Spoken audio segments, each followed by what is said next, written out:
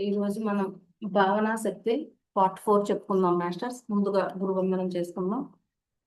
ఈ విశ్వంలో ఉన్న గురువులందరికీ నా ఆత్మ ప్రణామములు.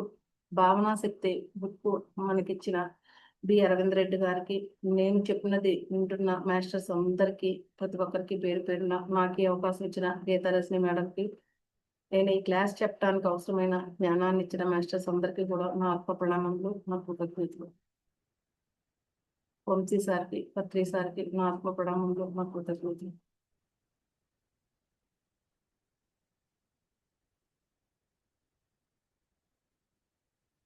ఓకే మాస్టర్స్, ఈరోజు పార్ట్ 4 చెప్పుకున్నాము. ప్రేమ గురించి చెప్పుకున్నాం కదా. ప్రేమ అనేది అత్యుత్తమమైన పాజిటివ్ ఎనర్జీ అన్నమాట. ప్రేమ అనేది స్వచ్ఛమైన ప్రేమ అంటే ఏంటి అంటే, అది ఏ కారణం లేకుండా జనించేదే అసలైన ప్రేమ అంటారు. ప్యూర్ లవ్ అంటే ఒక వ్యక్తిని కానీ, లేకపోతే వస్తువును కానీ, విషయాన్ని కానీ ప్రేమించడానికి ఏ కారణం అవసరం లేదనమాట. అలాంటి ప్రేమని ఎటువంటి కారణం లేకుండా ప్రేమించడమే స్వచ్ఛమైన ప్రేమ. అలాంటి స్వచ్ఛమైన ప్రేమ మనకి అందేది రెండిటి ద్వారా. మనకి అందిస్తున్న కేంద్రాలు రెండే అనమాట. స్వచ్ఛమైన ప్రేమను మనకు అందిస్తున్నాయి. ఒకటి సృష్టి. సృష్టి అన్న దైవత్వం, దైవం, దేవుడు, పరమాత్మ, మూల చైతన్యం, ఆది పరాశక్తి, భగవంతుడు, గాడ్, అలా ఏ పేరైనా చెప్పుకోవచ్చు. అన్ని ఒకటే అన్నమాట. ఏ పేరు ఒకటి చెప్పుకుంటున్నాం అంతే. సృష్టి అని చెప్పుకుంటున్నాం. ఒకటేమో సృష్టి, ఇంకొకటి నన్ను నేను, మిమ్మల్ని మీరు అన్నమాట. ఈ ఇద్దరి నుంచే అన్నమాట. ఈ రెండు కేంద్రాల నుంచే మనము స్వచ్ఛమైన ప్రేమని ఆస్వాదించగలం. ఒకటి సృష్టి నుంచి, లేదా పరమాత్మ, గాడ్, ఏదైనా అన్నమాట. ఇంకొకటి నన్ను నేను, మిమ్మల్ని మీరు, ఎవరిని వాళ్ళు స్వచ్ఛంగా ప్రేమించుకోగలరు అనమాట. ఏ కారణం లేకుండా ప్రేమించుకోవాలి. నేను లావుగా ఉన్నా, పొట్టిగా ఉన్నా, నల్లగా ఉన్నా, అలా అలా ఏ కారణం లేకుండా నన్ను నేను స్వచ్ఛంగా ప్రేమించుకోగలను, మిమ్మల్ని మీరు స్వచ్ఛంగా ప్రేమించుకోగలరు. ఇంకా ఆ స్వచ్ఛమైన ప్రేమ వచ్చేది సృష్టి నుంచి. ఈ రెండు కేంద్రాలే అన్నమాట స్వచ్ఛమైన ప్రేమని మనకి అందించే కేంద్రాలు ఇవి అని చెప్పుకున్నాము.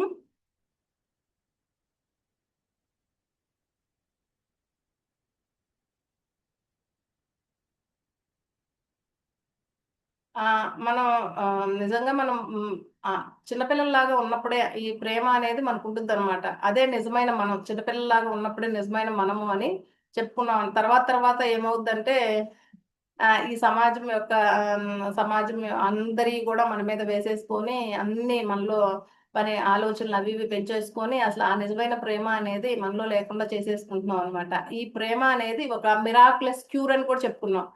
ప్రేమ అంతటి గొప్ప గొప్ప ఔషధము అసలు మరెక్కడా లేనే లేదు అని అని చెప్తున్నాం అనమాట. అంటే ఏ సమస్యనైనా అట్టే మాయం చేయగల శక్తి ఈ ప్రేమకుంది. అది అత్యద్భుతమైన ఒక పాజిటివ్ ఎనర్జీ అన్నమాట. ఎలాంటి సమస్యలైనా, శారీరక, ఆర్థిక, మానసిక, అసలు ఏ సమస్య అయినా సరే మనల్ని ఏ సమస్య నుంచి కూడా మనల్ని బయటపడేయగల ఔషధం అన్నమాట అది. ఈ ప్రేమ అనేది మనమేమి ఈ ప్రేమను కొత్తగా సాధించుకోవాల్సిన అవసరం ఏమి మనకి లేదు. కాకపోతే మనం ఈ ప్రేమని కొన్ని సంవత్సరాల క్రితమే మర్చిపోయామన్నమాట. ఆ మర్చిపోయిన విషయాన్ని మనం స్మరించుకుంటే చాలు. తిరిగి మన మన మనల్ని మనం, అంటే ఈ ప్రేమను తిరిగి మనం స్మరించుకోవాలంటే ఆహ్, మెయిన్ ఒక ఒక మార్గం ఉంది. అదే ధ్యానం అన్నమాట. ధ్యానం ద్వారా మన లోపలే ఉందది. మనమేమి బయట నుంచి ఎతుక్కోవసరం లేదు. దాన్ని ఆహ్, కొత్తగా సాధన చేయాల్సిన అవసరం కూడా లేదు. ఏదో ప్రేమ ప్రేమ అనుకుంటే ఏదో కూడా అవసరం లేదు. మనం ఇప్పుడెలా ఇంట్లో చెత్తుందనుకోండి, చెత్తని తీసేస్తే ఏమవుద్ది? ఇల్లంతా శుభ్రమైపోద్ది కదా! అలాగే మన లోపల ఎక్కువ చెత్తను పెట్టేస్తున్నాం కదా! ఆ చెత్తను తీసేస్తే చాలు. ఆ ప్రేమ అనేది బయటకొచ్చేస్తదనమాట. అది ధ్యానం ద్వారా ఆ ప్రేమని జాగృతం చేసుకోవచ్చు. మన లోపలే ఉన్నది. ఆ చెత్తంతా తొలగించుకోవచ్చు. తర్వాత ఇంకా కొన్ని సాధనలు చెప్పారనమాట ఈ ప్రేమకి. ఇంకొన్ని సాధనల ద్వారా మనలో ఉన్న ప్రేమను ఇంకా ఇంకా బాగా జాగృతం చేసుకోవచ్చని కొన్ని సాధనలు, ఒక 10 సాధనలు చెప్పారు. అందులో మనం ఒక 5 సాధనలు ఆల్రెడీ మనం ఆహ్, లాస్ట్ లాస్ట్ ఎపిసోడ్‌లో పార్ట్ 3లో, పార్ట్ 2లో తెలుసుకున్నాము. అవేంటంటే, ఒకటేమో ఫస్ట్ సాధన ఏమని చెప్పారు? గుండెల నిండా ఊపిరి తీసుకొని, ప్రేమ శక్తి నా హృదయమంతా నిండిపోతుంది. ప్రేమ శక్తి నా హృదయమంతా నిండిపోతుంది అని అలా చేయమన్నారు. ఒక 5, 10 నిమిషాలు అప్పుడప్పుడు వీలున్నప్పుడల్లా. అది మొదటి సాధన. ఇంకా రెండో సాధన ఏమని చెప్పారంటే, మన చేతుల్ని ఇలా గుండెల మీద వేసుకొని చెప్పుకోవాలన్నమాట. నేను ప్రేమించుకుంటున్నాను. నన్ను నేనుగా నేను ప్రేమించుకుంటున్నాను. అంటే నేను ఎలా ఉన్నా సరే నన్ను నేనుగా నేను ప్రేమించుకుంటున్నాను అని అలా చెప్పుకోమని చెప్పారు సెకండ్ సాధన. తర్వాత మూడో సాధన ఏమని చెప్పారంటే అఫర్మేషన్స్ అనమాట. రాసుకోవటం. ఇలా నేను ప్రేమించుకుంటున్నాను, నన్ను నేనుగా నేను ప్రేమించుకుంటున్నాను అని అఫర్మేషన్స్ రాసుకుంటాం కదా, అలా పొద్దున సాయంత్రం ఎప్పుడు వీలైనప్పుడు రాసుకోమని చెప్పారు. ఇక నాలుగవది ఏంటంటే మిర్రర్ వర్క్ అనమాట. అద్దంలో చూసుకొని చెప్పుకోవటం అనమాట. నిన్నుగా నేను ప్రేమిస్తున్నాను అని అద్దంలో చూసుకొని చెప్పుకోవటం అన్నమాట. మిర్రర్ వర్క్ అని చెప్పారు. ఐదోదేమో సజెషన్స్. సజెషన్స్ అది కూడా మనం సజెషన్స్ కూడా ఇచ్చుకున్నాం. ఐదోది అంటే గ్రూప్ మెడిటేషన్ లో, లేదా ఒక్కళ్ళొక్కలైనా ఒక్కళ్ళ కూర్చుని అయినా సరే, లేకపోతే గ్రూప్ గా అయినా సరే కూర్చొని ఆటో సజెషన్స్ ఇచ్చుకోవటం అన్నమాట.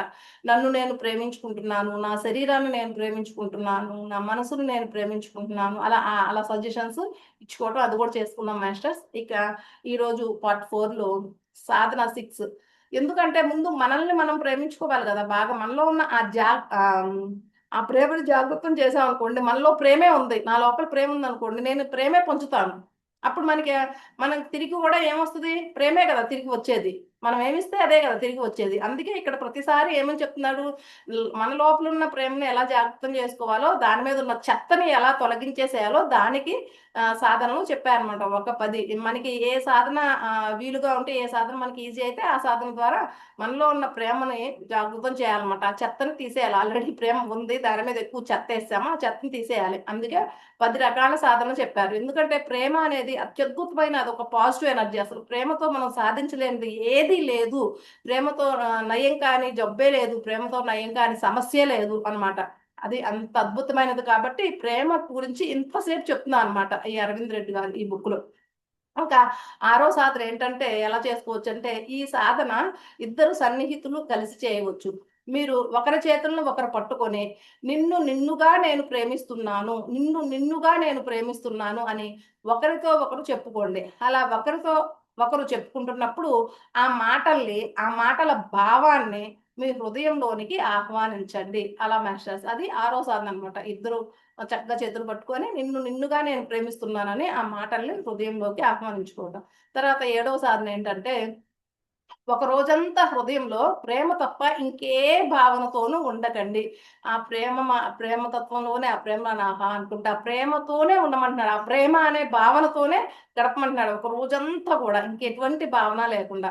మీరు మాట్లాడే మాట, చేసే ఆలోచన, చేసే పని అన్నీ ప్రేమతో సాగనివ్వండి. మీకు తారసపడే ప్రతి వ్యక్తిని, మీరు చూసే ప్రతి దృశ్యాన్ని, వినే ప్రతి మాటని, తినే ప్రతి పదార్థాన్ని, సృష్టించే ప్రతి వస్తువుని, సంచరించే ప్రతి ప్రదేశాన్ని, పంచభూతాలని, సూర్య చంద్రులని, తారాగణాన్ని, మీ కుటుంబాన్ని, మీ సమాజాన్ని, మీరు చదువుకునే చోటును, లేక పనిచేసే ప్రదేశాన్ని, మీ ఊరిని, నగరాన్ని, మీ దేశాన్ని, ప్రపంచాన్ని, విశ్వాన్ని ప్రేమించండి. ప్రేమించండి అంతే. ఇక ప్రేమ భావన తప్ప ఆ రోజంతా అన్నిటిని ప్రేమించడమే అనమాట. ఆ ప్రేమ భావనతో నిండిపోయి ఉండాలి ఒక రోజంతా కూడా.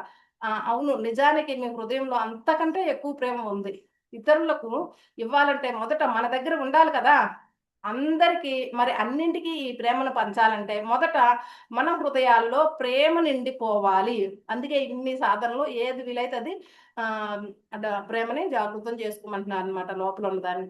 దీన్ని జీసస్ క్రైస్ట్ చక్కగా ఇలా సెలవిచ్చారన్న ఏమనంటే, పొరుగు వాడిని నిన్ను నీవు ప్రేమించినంతగా ప్రేమించు అని చెప్పానమాట. నిన్ను నువ్వు ఎంతగా ప్రేమించుకుంటావో అంతగా పొరుగువాడిని కూడా ప్రేమించు అని చెప్పానమాట జీసస్ క్రైస్ట్. కొంతమంది దీన్ని అపార్థం చేసుకొని పొరుగువారిని ప్రేమించు అని నీతులు చెప్తుంటూ ఉంటారంట. సరే, కరెక్టే. కానీ నీలో ఏదైతే ఉన్నదో అదే నువ్వు ఇవ్వగలుగుతావు కదా. నీలో లేనిది నువ్వు ఇతరులకు ఎప్పుడైనా సరే ఇవ్వగలవా? ఇవ్వలేవు కదా. ఒక పేదవాడు దానం ఇవ్వగలడా? ఒక అజ్ఞాని జ్ఞానమును పంచగలడా? అంతే కదా. ఇప్పుడు ముందు నన్ను నేను ప్రేమించుకోవటమే చేతగానోడిని, నేను ఇతరులని ఏం ప్రేమించగలను, పొరుగువాడిని ఏం ప్రేమించగలను.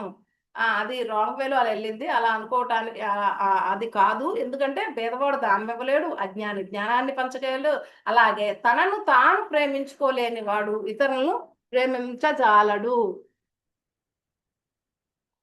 అందుకే మొదట మనల్ని మనం ప్రేమించుకుంటే ఇతరుల్ని సహజంగానే ప్రేమిస్తాం. ఇతరులని ప్రేమించాలి అని ఎవరూ చెప్పనక్కర్లేదు. ఎందుకంటే మన లోపల ఏముందో అదే కదా. మన ఇన్నర్ ఏంటో మన ఔటర్ కూడా అదే అవుద్ది. ఎంతసేపు నటించలేమనమాట. ఎంత నటించాలనుకున్నా గానీ అది బయటకొచ్చేస్తది మన ఇన్నర్ ఆటోమేటిక్‌గా. అదే చెప్తున్నా అనమాట. మొదట మనల్ని మనం ప్రేమించుకుంటే ఇతరుల్ని సహజంగానే ప్రేమిస్తాము. ఇతరులని ప్రేమించాలి అని ఎవ్వరూ చెప్పనక్కర్లేదు. ఎందుకంటే మన లోపల ప్రేమే ఉంది. మనం ప్రేమనే పంచుతాము. అంతే ఆటోమేటిక్‌గా. మన లోపల ద్వేషం, పగ, ప్రతీకారం ఉంటే ఆ మాటలే అదే పంచుతా ఉంటాం అనమాట. అది ఇది ఇది అనుకుంటా. ఎందుకంటే మీరు పూర్తిగా ప్రేమతో నిండినప్పుడు మీలోంచే ప్రసరించే ప్రతి విషయము ప్రేమే. మొదట మన పాత్ర నిండిపోతేనే కదా అది పొంగి పొరలి ప్రవహించేది. అప్పుడు మాట, ఆలోచన, చేష్ట, చూపు, స్పర్శ అన్నీ కూడా ప్రేమపూరితంగానే ఉంటాయి. అప్పుడు మీరు మీ శక్తినే కాదు, ఇతరుల శక్తిని, ఈ భూమండలపు శక్తిని, మీ ఉనికి మాత్రమును పెంచగలుగుతారు. అప్పుడు ఎప్పుడైతే దాన్ని అలా ప్రేమతోనే నిండిపోయారంటే ఆటోమేటిక్‌గా అన్నీ కూడా ప్రేమతోనే అలా మనం అంతా కూడా అన్నిటి శక్తిని మన శక్తినే కాదు అంతా భూమండలం యొక్క శక్తిని కూడా మనం పెంచగలుగుతామంట. ఇలా ప్రతి వ్యక్తి ప్రేమమయమైపోతే ఇక ఇచ్చిపుచ్చుకోవడాలనేవే ఉండవు అని చెప్తున్నా అనమాట. ప్రేమను పండించటమే ఉంటుంది ఇక అంతే ఇక. మరి ఈ భూమి ఈ భువి దివిగా మారిపోతుంది. భూతల స్వర్గాన్ని మనం అప్పుడు వీక్షించగలుగుతాము. మరి ఒక నిజమైన వసుదైక కుటుంబాన్ని మనము సృష్టించగలుగుతాము. కానీ మిత్రులారా, మార్పు మొదట మీలో మొదలవ్వాలి. ఎందుకంటే స్వపరివర్తనే విశ్వపరివర్తన. అందుకే ఈ సాధనలన్నీ కూడా మనకే చెప్తున్నా అనమాట. స్వపరివర్తనే విశ్వపరివర్తన కాబట్టి. తర్వాత 8వ సాధన.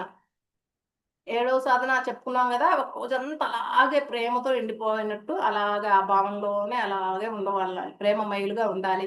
అలా ప్రాక్టీస్ చేయమని చెప్తున్నాడు. తర్వాత 8దో సాధన ఏంటంటే, మానవుడు తన ద్వంద్వత్వంలో ఇరుక్కుపోయి చీకటి వెలుగుల్ని, మంచి చెడులను, పాప పుణ్యాలని, నెగెటివ్, పాజిటివ్ అని న్యాయాలని విభజించుకొని ఒకదాన్ని తనకు అనుకూలమైనదిగా, ఇంకొకటి తనకు ప్రతికూలమైనదిగా మనసులో సృష్టించుకొని ఉన్నాడు. కానీ సృష్టిలో అన్నీ కేవలం ఉనికి మాత్రమే.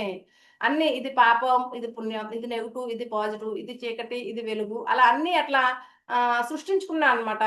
తనకు అనుకూలమైనది అనుకూలమైన దాన్ని పాజిటివ్ అని, అనుకూలం కాని దాన్ని ఇది నెగెటివ్ అని, ప్రతికూలమైనది అని సృష్టించేసుకున్నా అనమాట. కానీ సృష్టిలో అన్నీ కేవలం ఉనికి మాత్రమే. నిజానికి అవేమీ లేవు. అవన్నీ ఉనికే. మనం సృష్టించుకున్నవే అనమాట. సృష్టిలో అన్నీ ఉన్నదున్నట్లుగానే ఉన్నాయంట. కానీ మన దృష్టిలోనే లోపమున్నది. సృష్టి ఎప్పటికీ తానొక ఉనికిలాగే కొనసాగుతుంది. కానీ మన దృష్టిని మనము జీవితాన్ని చూసే దృక్పథాన్నే మార్చుకోవాలి. అందుకే అన్నారు, సృష్టి మారదు, మన దృష్టి మారవలే అని. అంటే మనం అలా అనుకుంటున్నాం అంతే. అందుకనే సృష్టి అనేది ఎప్పుడు మారదనమాట. మన దృష్టే మారాలి అని చెప్పారు. ఈ విషయాన్ని తీసుకున్న 2 కోణాలుంటాయి. ఒక అగ్నిని తీసుకోండి. దాన్ని ముట్టుకుంటే అది కాలుతుంది. కానీ అదే అగ్నితో వంట వండుకుంటాము. అంతే గదా! దానికి ఎగ్జాంపుల్స్ చెప్తున్నా అనమాట. 2 కోణాలుంటాయి. దేనికైనా 2 కోణాలుంటాయి. మనం చూసే దృష్టి కోణాన్ని బట్టి మనం పాజిటివ్ కోణాన్ని చూస్తున్నాం. ఇది పాజిటివ్ అని పాజిటివ్ కోణంలో చూసామనుకో అది పాజిటివ్‌గా కనపడుద్ది. ఇది నెగెటివ్ అని నెగెటివ్ కోణంలో చూసామనుకో అది నెగెటివ్ లాగా కనపడుద్దనమాట. అంతే. ఇక్కడ దానికి ఎగ్జాంపుల్‌గా ఇప్పుడు అగ్ని ఉందనుకోండి అని చెప్తున్నా అనమాట. అగ్నిని ముట్టుకుంటే కాలుద్ది. అదే అగ్నితో వంట వండుకుంటాం. పాజిటివ్ పని చేస్తా ఉంటాయి. ఇది పాజిటివ్ అనుకుంటాం వంట వండుకోవటం. కాలితే అది నెగెటివ్ అనుకుంటాం అనమాట. అలాగే ఒక కత్తిని తీసుకోండి. దానిలో కూరగాయలు తరుక్కోవచ్చు. మరి హత్య కూడా చేయవచ్చు. ఇలా సృష్టిలో పాజిటివ్, నెగెటివ్ అన్నవి లేవు. మనము విభజించి చూస్తున్నాము. మనకు పులి క్రూరమైనది. ఆవు సాధు జంతువు. కానీ సృష్టిలో అవి వాటి వ్యక్తీకరణలు మాత్రమే అని చెప్తున్నానన్నమాట. మనం దాన్ని క్రూర జంతువులాగా, దీన్ని సాధు జంతువులాగా చూస్తున్నాం. కానీ అవి వాటి పద్ధతి ప్రకారమే అవి ఉన్నాయి. అవి వాటి వ్యక్తీకరణలు అంతే. కావున మీలో మీరనుకుంటున్న నెగెటివ్‌ని, మీరు ప్రపంచంలో చూస్తున్న నెగెటివ్ సైతం ప్రేమించండి. అందుకనే మనం అలా అనుకుంటాం ఇది పాజిటివ్ అని, ఇది నెగెటివ్ అని.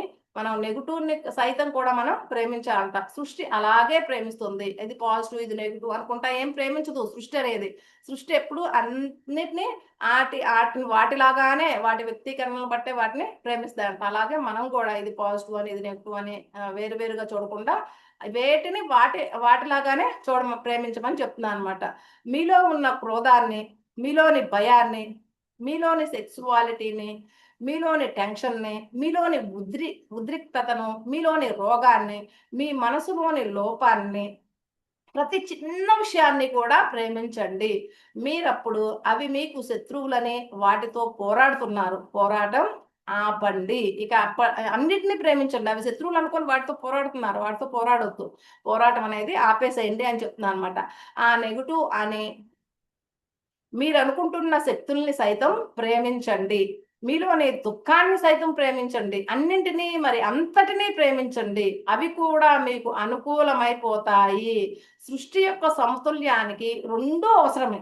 పాజిటివ్, నెగటివ్ అని మనం అనుకుంటున్నాం కదా! అవి రెండూ అవసరమే సృష్టి సమతుల్యానికి.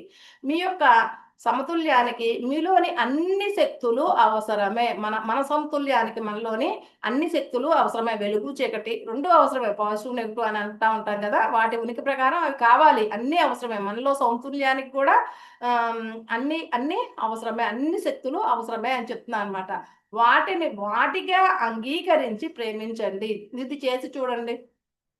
ఇది ప్రతికూలత అనే దాన్ని అసహించుకోవడం, దాంతో పోరాటం చేయొద్దు. దాన్ని కూడా ప్రేమించండి. అనుకూలతని ప్రేమించండి, ప్రతికూలతని ప్రేమించండి అని చెప్తున్నాడు. ఒక రోగాన్ని సైతం మీరు ప్రేమిస్తే ఆ రోగం నయమవుతుంది. ఒక సమస్యను సైతం మీరు ప్రేమిస్తే ఆ సమస్య పరిష్కారం అవుతుంది. నెగటివ్‌ని సైతం మీరు ప్రేమిస్తే అది మీకు అనుకూలమైపోతుంది. ఒక ఉధృతమైన వరద అనే నెగటివ్ మీ పంట పొలాలను నాశనం చేస్తుంది. అదే ప్రేమ అనే డ్యామ్ కట్టితే అది పంట పొలాల్ని రక్షిస్తుంది అని చెప్తున్నాను అనమాట. ఇప్పుడు నెగటివ్ సైతం అన్నిటిని ప్రేమించమంటున్నాడు. రోగాన్ని సైతం, సమస్యలు సైతం అన్నిటిని ప్రేమించమంటున్నాడు అనమాట. ఎలా అంటే ఉధృతంగా ఉంటుంది. వరద తెలుసుగా మాస్టర్స్, వరద అంటే మొత్తం కొట్టుకుపోతాయి కదా! పంట పొలాల్లోకి వస్తే పంట పొలాల్లో ఉన్న ఈ చెట్లు కూడా పడిపోతాయి. అన్నీ నాశనం అయిపోతాయి కదా! అదే వరదకి మనం ప్రేమ అనే డ్యామ్ కట్టాలంట. ప్రేమ అనే చక్కగా డ్యామ్ కొడతది. పంట పొలాల్ని రక్షిస్తుంది. అక్కడ నిల్వ ఉండుద్ది. ఆ ప్రేమ చక్కగా అవసరమైనప్పుడు ఎంత అవసరం అంత పంట పొలాలకి మనం వాడుకుంటా ఉండొచ్చనమాట. అది చెప్తున్నారు. ఇక్కడ శక్తుల్ని మనం వినియోగం చేసుకోవడంలోనే ఉంది విషయం అంతా కూడా. ఆ శక్తుల్ని మనం వినియోగించుకోవాలి. అంతే. అన్ని రకాల శక్తులు ఉంటాయి. అందరిని, అన్నింటిని, మరి అంతటిని ప్రేమించండి. ఇక్కడ కొన్ని ఉదాహరణలు చెప్పుకోవచ్చు. దానికి కొన్ని ఉదాహరణలు ఇచ్చారనమాట. మన పూర్వీకులు అరణ్యాలలో క్రూర మృగాలతో సైతం అన్యోన్యంగా జీవనం సాగించారు కదా మన పూర్వీకులు. ఇంకా ఒక అయ్యప్ప స్వామి పులిపాలను తన తల్లి వైద్యం కోసం తీసుకొచ్చాడు. ఇంకొక ఎగ్జాంపుల్ కూడా చెప్పారు. ఒక ప్రహ్లాదుడు విషాన్ని సైతం తాగి బతికాడు. ఎందుకంటే వాళ్ళు అన్నిటినీ ప్రేమించారు. కాబట్టే అలా ఉండగలిగారు అని ఎగ్జాంపుల్స్ 3 చెప్పానన్నమాట. ఇలా ఎన్నో ఉదాహరణలు ఉన్నాయి. ఇక్కడ గుర్తుంచుకోవాల్సింది ఒక్కటే. What you give out you get back. What you give out you get back. అంటే నువ్వు ఏదైతే ఇస్తావో అదే పొందుతావు. నువ్వు ఏదైతే ఇస్తావో అదే పొందుతావు. ఇదే జీవితపు ఫార్ములా అన్నమాట. దీన్నే ఆధ్యాత్మికవేత్తలు లా ఆఫ్ గివింగ్ అన్నారు. లా ఆఫ్ గివింగ్ అనుకుంటా చెప్పానమాట. నువ్వు ఏదిస్తే అదే తిరిగి వస్తది అని. వారు వాటి పట్ల ప్రేమే ప్రసరించారు. వారు తిరిగి ప్రేమనే వాటి నుండి పొందగలిగారు. అంతే కదా! ఈ ఎగ్జాంపుల్స్‌లో ప్రేమనే పంచారు. ప్రేమనే తిరిగి తీసుకున్నారన్నమాట. అక్కడ అయ్యప్ప స్వామైనా, లేకపోతే ప్రహ్లాదుడైనా, మన పూర్వీకులైనా క్రూర జంతువులతో సైతం చక్కగా మచ్చిక చేసుకొని వాటితో కలిసి బతికారు. ఎందుకంటే వాళ్ళు ప్రేమను పంచారు కాబట్టి అవి వాళ్ళకి ప్రేమనే ఇచ్చాయన్నమాట. వారు తిరిగి ప్రేమనే వాడి నుండి పొందగలిగారు. పాము నిజంగా కరవదట. మనము అదెక్కడ కరుస్తుందేమో అని భయప్రంకపనలు వదలటం వలనే మనల్ని కరుస్తుందని శాస్త్రీయమైన పరిశోధనలు తెలియజేస్తున్నాయి. మన హృదయాలు భయపు ప్రకంపనలతో ఉన్నాయి.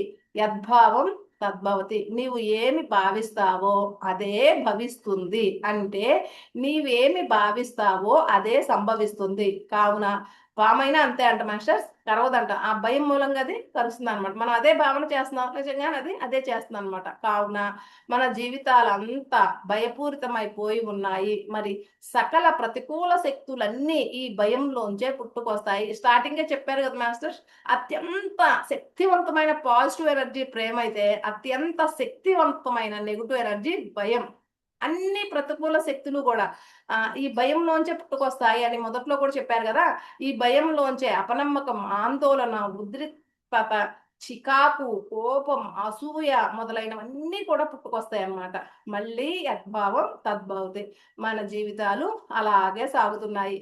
ఈ అన్నిటితోనే కోపం, చికాకు అవి పుట్టుకొస్తున్నాయి కదా భయంలో నుంచి, అసూయ ఇలాంటివన్నీ మన జీవితాలు కూడా అలాగే సాగిపోతున్నాయి అంట.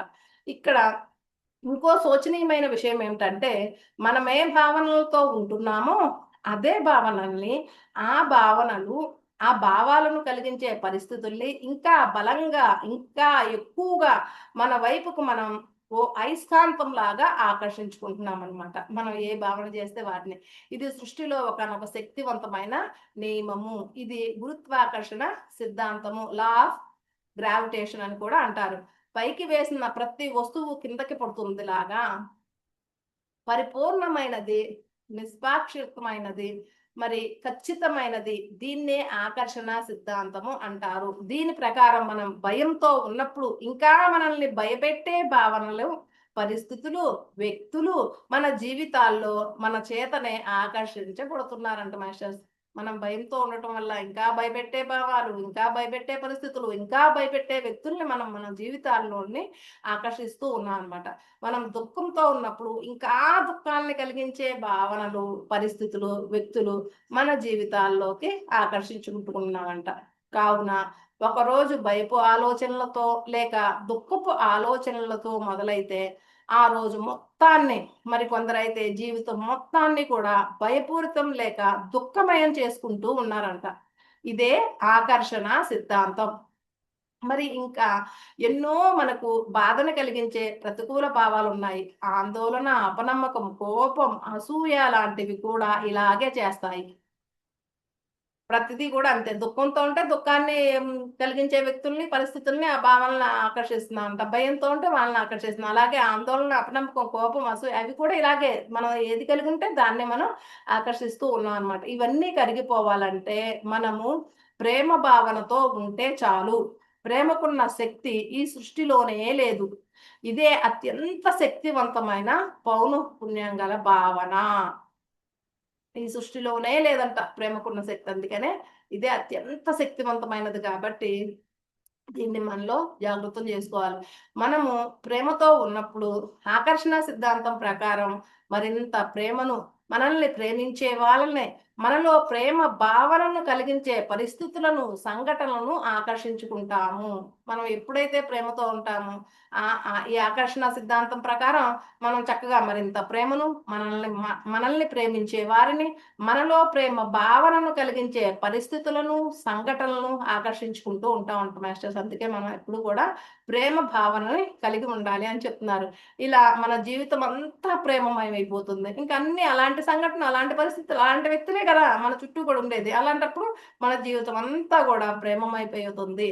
అన్నిటికీ మూలం మనము ప్రేమతో ఉండటము. అంటే మనల్ని మనముగా మనం ప్రేమించుకోవటం. అన్నిటికీ మన ముందు మనల్నిగా మనం ప్రేమించుకుంటే గనక ఆటోమేటిక్గా మనం ఇతరులకు కూడా అదే ఇస్తాం కాబట్టి మన అవే మనం ఆకర్షిస్తాం కాబట్టి అలాంటి పరిస్థితులు, అలాంటి సంఘటనలు, అలాంటి వ్యక్తులే మన లైఫ్లోకి వస్తారు కాబట్టి మనం చక్కగా ప్రేమతో ప్రేమగా ఉండగలం. అంతా మన జీవితం అంతా కూడా ప్రేమమైపోయిందంట మాస్టర్స్. అందుకనే ఇక్కడ 8వ సాధన ఏమని చెప్తున్నా అంటే అన్నిటినీ ప్రేమించండి అని చెప్తున్నాను. నెగటివ్, పాజిటివ్ అనేమి కాదు. అన్నిటినీ ప్రేమించండి. వాటిని వాటిలాగానే అందరిని, అన్నిటిని కూడా ప్రేమించండి అని చెప్తున్నాడు. ఇది ప్రతికూలత అని చిరాకించుకోవటం, ద్వేషించడం అలాంటివి కాదు. ప్రతి దాన్ని ప్రేమించుతుంది. అది పాజిటివ్ అయినా, నెగటివ్ అయినా, అనుకూలతైన, ప్రతికూలతైన ప్రతి దాన్ని ప్రేమించండి అని చెప్తున్నాడు. అప్పుడు ఆటోమేటిక్గా మన లైఫ్లో కూడా అలాంటి సంఘటనలు, ప్రేమించే వ్యక్తులు, ప్రేమించే సంఘటనలు, ప్రేమించే పరిస్థితులు వస్తాయి కాబట్టి మన జీవితం అంతా కూడా ప్రేమమయమైపోతుంది అని చెప్తున్నాను అనమాట. ఇంకా తర్వాత 9వ సాధన, మీలోని మంచి గుణాలను మీరు ప్రశంసించుకున్నప్పుడు మీ పట్ల మీకు ప్రేమ జనిస్తుంది. మనలోని మంచి గుణాలు ఉంటాయి కదా, ప్రతి మనిషిలో మంచి గుణాలు, చెడు గుణాలు 2 ఉంటాయి కదా. అలా మనలోని మంచి గుణాలను మనం ప్రశంసించుకోవటం అంట మాస్టర్స్ 9వ సాధన. ఎప్పుడైతే మనలో మంచి గుణాలను మనం ఎప్పటికప్పుడు ఆహా నేను భలే చక్కగా ఉన్నానే, నేను అందంగా ఉన్నాను, లేకపోతే నేను అద్భుతంగా క్లాస్ చెప్పగలుగుతున్నానే, లేకపోతే నేను ఇలా చేస్తున్నాను, నేను మంచి మంచి బట్టలు వేస్తున్నానే, చక్కగా నేను భలే ఉన్నానే, మంచి నగలు పెట్టినా, ఏదో ఒకటి ఏదైనా పర్లేదు. గుణమైనా పర్లేదు. నేను చక్కగా వాళ్ళేమని అన్నా కానీ నేనేమి అంటలేదు. వాటినంటే ఓర్పుతో వెంటనే తిరిగి నేను సమాధానం చెప్పకుండా నేను అవేర్‌నెస్‌తో ఉంటున్నాను. నేను ఎరుకుతో ఉంటున్నాను. లేకపోతే ఇంకా ప్రతి ఒక్కళ్ళని నేను ప్రేమగా చూస్తున్నాను. ఎవరిని నేను ద్వేషించకుండా ఉండగలుగుతున్నాను. నాలో ఈ గుణాన్ని నేను మెచ్చుకుంటాను. అలా ప్రతిదీ అన్నమాట. ప్రతిదీ. మనలో చాలా మంచి గుణాలుంటాయి మాస్టర్స్. నేను అన్నిటి పట్ల చక్కగా కృతజ్ఞతతో ఉంటున్నాను. నేను ఎవరినైనా సరే క్షమ ఇవ్వగలుగుతున్నాను. క్షమించగలుగుతున్నాను. క్షమ కూడా అడగగలుగుతున్నాను. అలా ప్రతిదీ అన్నమాట.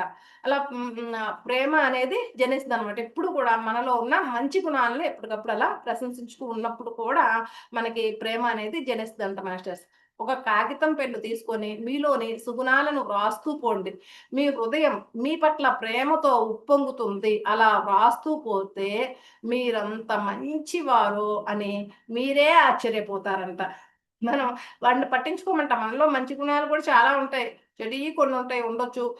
మనం ఎక్కువగా చెడు ఆటినే తలుచుకుంటూ అలా వాటినే కాకుండా మనలో ఉన్న మంచి గుణాలని రాసుకుంటూ, రాసుకుంటూ పోతే, అరే! నాలో ఇన్ని మంచి గుణాలున్నాయా? అని మనకి మనమే ఆశ్చర్యపోతామనమాట. అలా ప్రతి ఒక్కళ్ళలో గూడా చాలా మంచి గుణాలుంటాయంట మాస్టర్స్.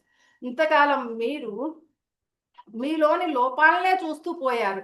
సమాజం మీకదే నేర్పించింది. మీరు వేటి మీద దృష్టి పెడితే అవే వృద్ధి చెందుతాయి. మనం ఎక్కువగా లోపాల మీద దృష్టి పెడుతున్నాం కాబట్టి అవే వృద్ధి చెందుతున్నాయంట మాస్టర్స్. సమాజం గూడా అదే నేర్పిందనమాట మనకి. లోపాలనే ఎత్తి చూపటం అనమాట. మనలో ఉన్న మంచి గుణాలను ఎవరు పట్టించుకోవట్ల. మనం గూడా పట్టించుకోవట్లేదు. అందుకని లోపాలనే ఎత్తి చూపుతుంది. లోపాలనే మనం సమాజం ఎత్తి చూపటం మూలంగా ఆటి మీద మనం ఎక్కువ దృష్టి పెట్టడం మూలంగా ఇంకా ఆ లోపాలే మనకి వృద్ధి చెందుతూ ఉన్నాయన్నమాట. ఒక చిన్న ఇంకు చుక్క ఒక మహాసముద్రాన్ని అపరిశుభ్రపరచలేదు. ఒక చిన్న ఇంకు చుక్క తీసుకెళ్ళి ఒక సముద్రంలో ఏసామనుకో ఒక మహాసముద్రంలో అదేమన్నా దాన్ని అపరిశుభ్రం చేయగలదా? చేయలేదు కదా! ఒకటో, రెండో లోపాలు మీ హృదయాన్ని మరి మీ జీవితాల్ని అపవిత్రం చేయజాలవు. ఒకటో, రెండో లోపాలుంటాయి. లేకుండా ఎలా ఉంటాయి? అవి ఎప్పటికి గూడా మన హృదయాల్ని గాని, మన జీవితాలను గాని అపవిత్రం అనేవి చేయలేవంట. మనలో చాలా మంచి గుణాలు గూడా ఉంటాయన్నమాట. కావున మీలోని లోపాలను ఎత్తి చూడటం మానివేసి, మీలోని సుగుణాలను వ్రాస్తూ పోండి. అట్లా రాసుకుంటా నాలో కృతజ్ఞత అందరి పట్ల కృతజ్ఞతతో ఉండగలుగుతున్నాను. అందరిని చక్కగా ప్రేమించగలుగుతున్నాను. నేను అవేర్‌నెస్‌తో ఉండగలుగుతున్నాను. నేను చక్కగా క్షమ అడగగలుగుతున్నాను. అట్లా అన్నమాట. ప్రతిదీ అలా అలా రాసుకుంటా ఎప్పుడు ఏ పనైనా చేయంగానే మనకి ఎప్పటికప్పుడు ఆ పని నేను ఇలా ఉన్నానా ఇప్పుడు? భలే ఉన్నానే అనుకుంటే అప్పటికప్పుడు రాసేయటం అన్నమాట. ఇప్పటికప్పుడే. ఓహ్! ఈ మంచి గుణం అని మనం కనిపెడతాం అవేర్‌నెస్‌తో ఉంటే. అప్పటికప్పుడు అలా రాసుకుంటా ఎళ్ళిపోవాలన్నమాట. అప్పుడు అవి వృద్ధి చెంది ఒకనాటికి ఆ గుణాలన్నింటినీ సమీకరించుకొని మీరు పవిత్రమైన ప్రేమతో అలరారుతారు అని చెప్తున్నానన్నమాట. ఉదాహరణకు మీరు రాసే లిస్ట్ ఇలా సాగవచ్చంట. ఇలా అని కొన్ని ఎగ్జాంపుల్స్ చెప్పారు మనం రాసే లిస్ట్ ఏంటంటే, నేను ధ్యానం చేస్తాను. నేను ఇతరులకు ధ్యానం బోధిస్తాను. నేను చాలా మంచి వ్యక్తిని. నేను ఈ సృష్టి పట్ల విశ్వాసంతో ఉన్నాను. నాకు కృతజ్ఞతా భావం చాలా ఎక్కువ. నేను సుఖదుఖాలని సమంగా చూస్తున్నాను. నాకు ఆధ్యాత్మిక జిజ్ఞాస ఎక్కువ. అంతేగా నాకు ఆధ్యాత్మికంగా ఎదగాలని ఉంటది కదా చాలా మందికి. నాకు ఆధ్యాత్మిక జిజ్ఞాస ఎక్కువ. నేను అందరికీ సహాయపడతాను. నాకు కోపం రావటం చాలా తక్కువ. నేను చాలా సహనశీలిని. నేను నా కుటుంబంతో చక్కటి సంబంధ బాంధవ్యాలు కలిగి ఉన్నాను. నా ఆర్థిక స్తోమత మెరుగ్గా ఉంది. నాకు చక్కటి ఆరోగ్యం ఉంది. నాకు మంచి ఉద్యోగం ఉంది. నాకు దైవికమైన సహాయం ఎల్లవేళలా నాకు దైవికమైన సహాయం ఎల్లవేళలా ఉంటున్నది. నేను ఇతరులకు హాని చేయను. నాలో సోమరితనం లేదు. అందరూ సుఖంగా ఉండాలని నేను కోరతాను. నాకు సౌందర్యోపాసన ఎక్కువ. నాకు కళాతృష్ణ ఉన్నది. ఇలా ప్రతిదీ అలా రాసుకుంటూ ఉంటే ఇలా ఉంటాయంట మాస్టర్స్. నాకు నృత్యం వచ్చును. నేను కవిత్వం రాస్తాను. నేను చక్కగా పెయింటింగ్స్ గీస్తాను. నేను క్రికెట్ ఆడతాను. నేను చక్కగా మాట్లాడతాను. పనులను ఎలా చాకచక్యంగా నిర్వహించాలో నాకు బాగా తెలుసు. నేను మంచి భార్యని, నేను మంచి భర్తని, నేను మంచి కొడుకుని, నేను మంచి కూతుర్ని, నేను మంచి తండ్రిని. లేకపోతే నేను మంచి టీచర్ని, నేను మంచి తల్లిని, అలా ఉంటాయంట మనం రాసుకున్నవన్నీ కూడా. అలా అన్నీ అలా అలా రాసుకుంటూ వెళ్తుంటే ఆటోమేటిక్‌గా మనలో మనం ప్రేమమయములుగా అయిపోతాం మాస్టర్స్. ఇలాంటివి లెక్కలేనన్ని మంచి సుగుణాలను పుణికిపుచ్చుకున్న మీరు వీటన్నింటిని వీటన్నింటిని మీద ధ్యాస పెట్టక మీలోని కొన్ని లోపాల మీదనే ధ్యాస పెట్టి కృంగిపోకండి. మీలోని సుగుణాలపై దృష్టి సారించి వాటిని పెంచి పోషించుకోండి అని చెప్తున్నాను మాస్టర్స్. అది 9వ సాధన. మన మన మంచి గుణాల మీద మన దృష్టిని పెట్టి మంచి గుణాలను ఎప్పటికప్పుడు వాటిని రాసేసుకుంటా ఉండటం అనమాట. అవన్నీ అప్పుడప్పుడు చదువుకుంటా ఉండటం అనమాట. అప్పుడు ఆటోమేటిక్‌గా మనం ప్రేమమయులైపోతాం. మన దృష్టి కూడా ఆ సుగుణాలపై పెట్టాలనమాట. ఆ లోపాలు ఉంటాయి. ఉంటాయంటే వాటి మీద మన దృష్టిని ఉంచొద్దు అని చెప్తున్నారు. అది 9వ సాధన మాస్టర్స్. లాస్ట్ అండ్ ఫైనల్ 10వ సాధన ఏమని చెప్తున్నా అంటే, రోజులో మధ్యలో మీరే భావనతో ఉన్నారో పరీక్షించుకోండి. ఒకవేళ మీరు భయంతోనో, ఆందోళనతోనో, కోపంతోనో ఉంటే ఆ భావాల్ని కూడా ప్రేమించి మీ హృదయం ప్రేమతో నిండాలని సంకల్పించుకోండి. అది మాస్టర్స్ 10వ సాధన. 10వ సాధన ఏంటంటే, రోజులో మనం ఏ భావనతో ఉన్నామో మనల్ని మనం ఎప్పటికప్పుడు మనం చెక్ చేసుకుంటా ఉండాలనమాట. రోజులో మధ్యలో అప్పుడప్పుడు గుర్తొచ్చినప్పుడా ఇప్పుడు నేను ఏ భావనలో ఉన్నాను అని అలా చెక్ చేసుకుంటూ ఉండాలనమాట. అలా ఒకవేళ అలా చెక్ చేసుకున్నప్పుడు ఒకవేళ మీరు భయంతో ఉన్నా అంటే, అరే! నేను భయపడుతున్నానా? లేకపోతే ఆందోళనతో ఉన్నానా? లేకపోతే కోపంతో ఉంటే ఒకవేళ అలా ఉంటే గనక ఆ భావాల్ని కూడా ప్రేమించి మీ హృదయం ప్రేమతో నిండాలని అలా ఆ భావాలను కూడా ప్రేమించేసేసి నా హృదయం ప్రేమతో నిండిపోవాలి అని సంకల్పించుకుంటూ ఉండమని చెప్తున్నాననమాట. ఒకవేళ మీ వల్ల కాకపోతే సృష్టిని సహాయం కోరండి. మీరొక నీటి బొట్టు అయితే ఈ సృష్టి ఒక మహాసముద్రం. ఒక నీటి బొట్టు సముద్రంతో పోరాడి గెలవటం అనేది అసాధ్యం కదా! ఒక నీటి బొట్టు సముద్రంతో పోరాడి గెలవలేదు గదా! కానీ ఆ మహాసముద్రమే నీటి బొట్టుకు సహాయపడితే, ఒకవేళ ఆ మహాసముద్రమే ఈ నీటి బొట్టుకు సహాయపడితే అసాధ్యాలు కూడా సుసాధ్యమవుతాయి కదా! సృష్టి మీకు సహాయపడటానికి ఎల్లప్పుడూ సిద్ధంగా ఉంది. అది మహాసముద్రం లాంటిది. మనం ఒక నీటి బొట్టనమాట. అది ఎప్పుడు మనకి సహాయపడటానికి ఎప్పుడు సిద్ధంగానే ఉంటదనమాట. కానీ మీరు అడగటం లేదు. మీరు అడిగితేనే ఇవ్వటం జరుగుతుంది. అడగకపోతే ఇవ్వబడదు. దీన్నే జీసస్ క్రైస్ట్ అన్నాడు. Ask and it is given. అంటే అడుగుడి ఇవ్వబడును అన్నాడనమాట జీసస్ క్రైస్ట్. కావున చిన్న విషయానికైనా, పెద్ద విషయానికైనా సృష్టిని సహాయం కోరండి. వెంటనే మార్గాలు తెరుచుకుంటాయి అని చెప్తున్నాననమాట. మీకు సమాధానం వస్తుంది కూడా. వెంటనే దానికి సమాధానం కూడా వస్తది. నా హృదయాన్ని ప్రేమ భావనతో నింపు అని ఈ సృష్టితో సంభాషించండి. వెంటనే మీ హృదయం ప్రేమతో నిండిపోతుందనమాట. మీకు మీకు భయము, ఆందోళన అయన్నీ ఉన్నాయనుకోండి, అయినా సరే నేను ప్రేమ భావంతో నిండాలి, నేను ప్రేమ భావంతో నిండాలి అని అనుకుంటే మనకి ఒక్కోసారి ఏమవుద్దంటే ఎదురు తిరుగుద్ది మన మనసు. మనకి కష్టమైపోయిద్ది. అని అనుకున్నా గాని మనం ఆ పని చేయలేమనమాట. అట్లా అనుకోటానికి కూడా సహకరించదు మన మనసు. అలాంటప్పుడు మనం ఏం చేయాలంట, సృష్టిని సహాయం అడగాలంట. నా హృదయాన్ని ప్రేమ భావనతో నింపు, నా హృదయాన్ని ప్రేమ భావనతో నింపు అని మనం సృష్టిని సహాయం అడగాలంట. సృష్టి మహాసముద్రం కాబట్టి అది ఎప్పుడు మనకి సహాయం ఇవ్వడానికి సిద్ధంగానే ఉంటది. మనం అడిగితే అది ఖచ్చితంగా మనకి హెల్ప్ చేయటానికి అది ఎప్పుడు సిద్ధంగానే ఉంటది. మనకి హెల్ప్ చేస్తది కాబట్టి మనకి మనం గనక ఒకవేళ ఆ పని చేయలేకపోతే నా హృదయాన్ని ప్రేమ భావనతో నింపు అని సృష్టిని అడిగి మన హృదయాన్ని ప్రేమ భావనతో నింపుకోవాలంట. అది హెల్ప్ చేస్తది అలా. భయము, ఆందోళన అలాంటి సందర్భాల్లో. ఇలా ప్రేమ భావనను ఎన్నో రకాలుగా సాధన చేయొచ్చు మాస్టర్స్. మనలో ప్రేమ భావన ఎన్నో రకాలుగా సాధన చేయొచ్చు. ఎందుకంటే మనలో ఆ ప్రేమ భావన ఉంటే మనం ఆటోమేటిక్‌గా ప్రేమనే పంచుతాము. ఆటోమేటిక్‌గా మన చుట్టూ సంఘటనలు, పరిస్థితులు, వ్యక్తులు అందరూ కూడా ప్రేమమయిలే మనకి ఆకర్షితులవుతారు. మనం ఏమిస్తే అదే మనం ఆకర్షిస్తాం కాబట్టి. అలా ఎన్నో రకాల సాధనలు చెప్పారు మాస్టర్. ఇక్కడ కేవలం 10 చెప్పారు. ఇంకా చాలా రకాల సాధనల ద్వారా కూడా మనం పెంచుకోవచ్చంట ప్రేమ భావాన్ని. పై విధాలుగా సాధన చేస్తున్నప్పుడు మీకు ఏదో ఒక కొత్త సాధన తోచవచ్చును. మనకు గూడా ఏదో ఒక కొత్త ఐడియా రావచ్చంట. మీకు అనుకూలంగా ఉండే విధంగా మీకు ఏదో ఒక సాధన స్ఫురించవచ్చును. వెంటనే ఆచరణలో పెట్టేయండి. ఇలా ప్రేమను సాధన చేస్తూ మీ జీవన సర్వస్వాన్ని ప్రేమతో నింపుకొని ప్రేమమూర్తులైపోండి. మీలోంచి ప్రేమను ప్రసరించి ఇతరులని ప్రేమతో స్పృశించి ఈ భూమండలాన్నంతా కూడా ప్రేమమయము గావించి లోక కళ్యాణంలో పాత్రదారులు కండి.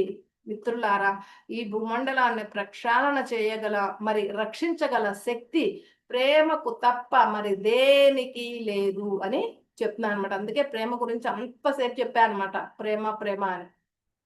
ఓకే మాస్టర్స్, ప్రేమ భావన అయిపోయింది. సెకండ్ది క్షమాతత్వము.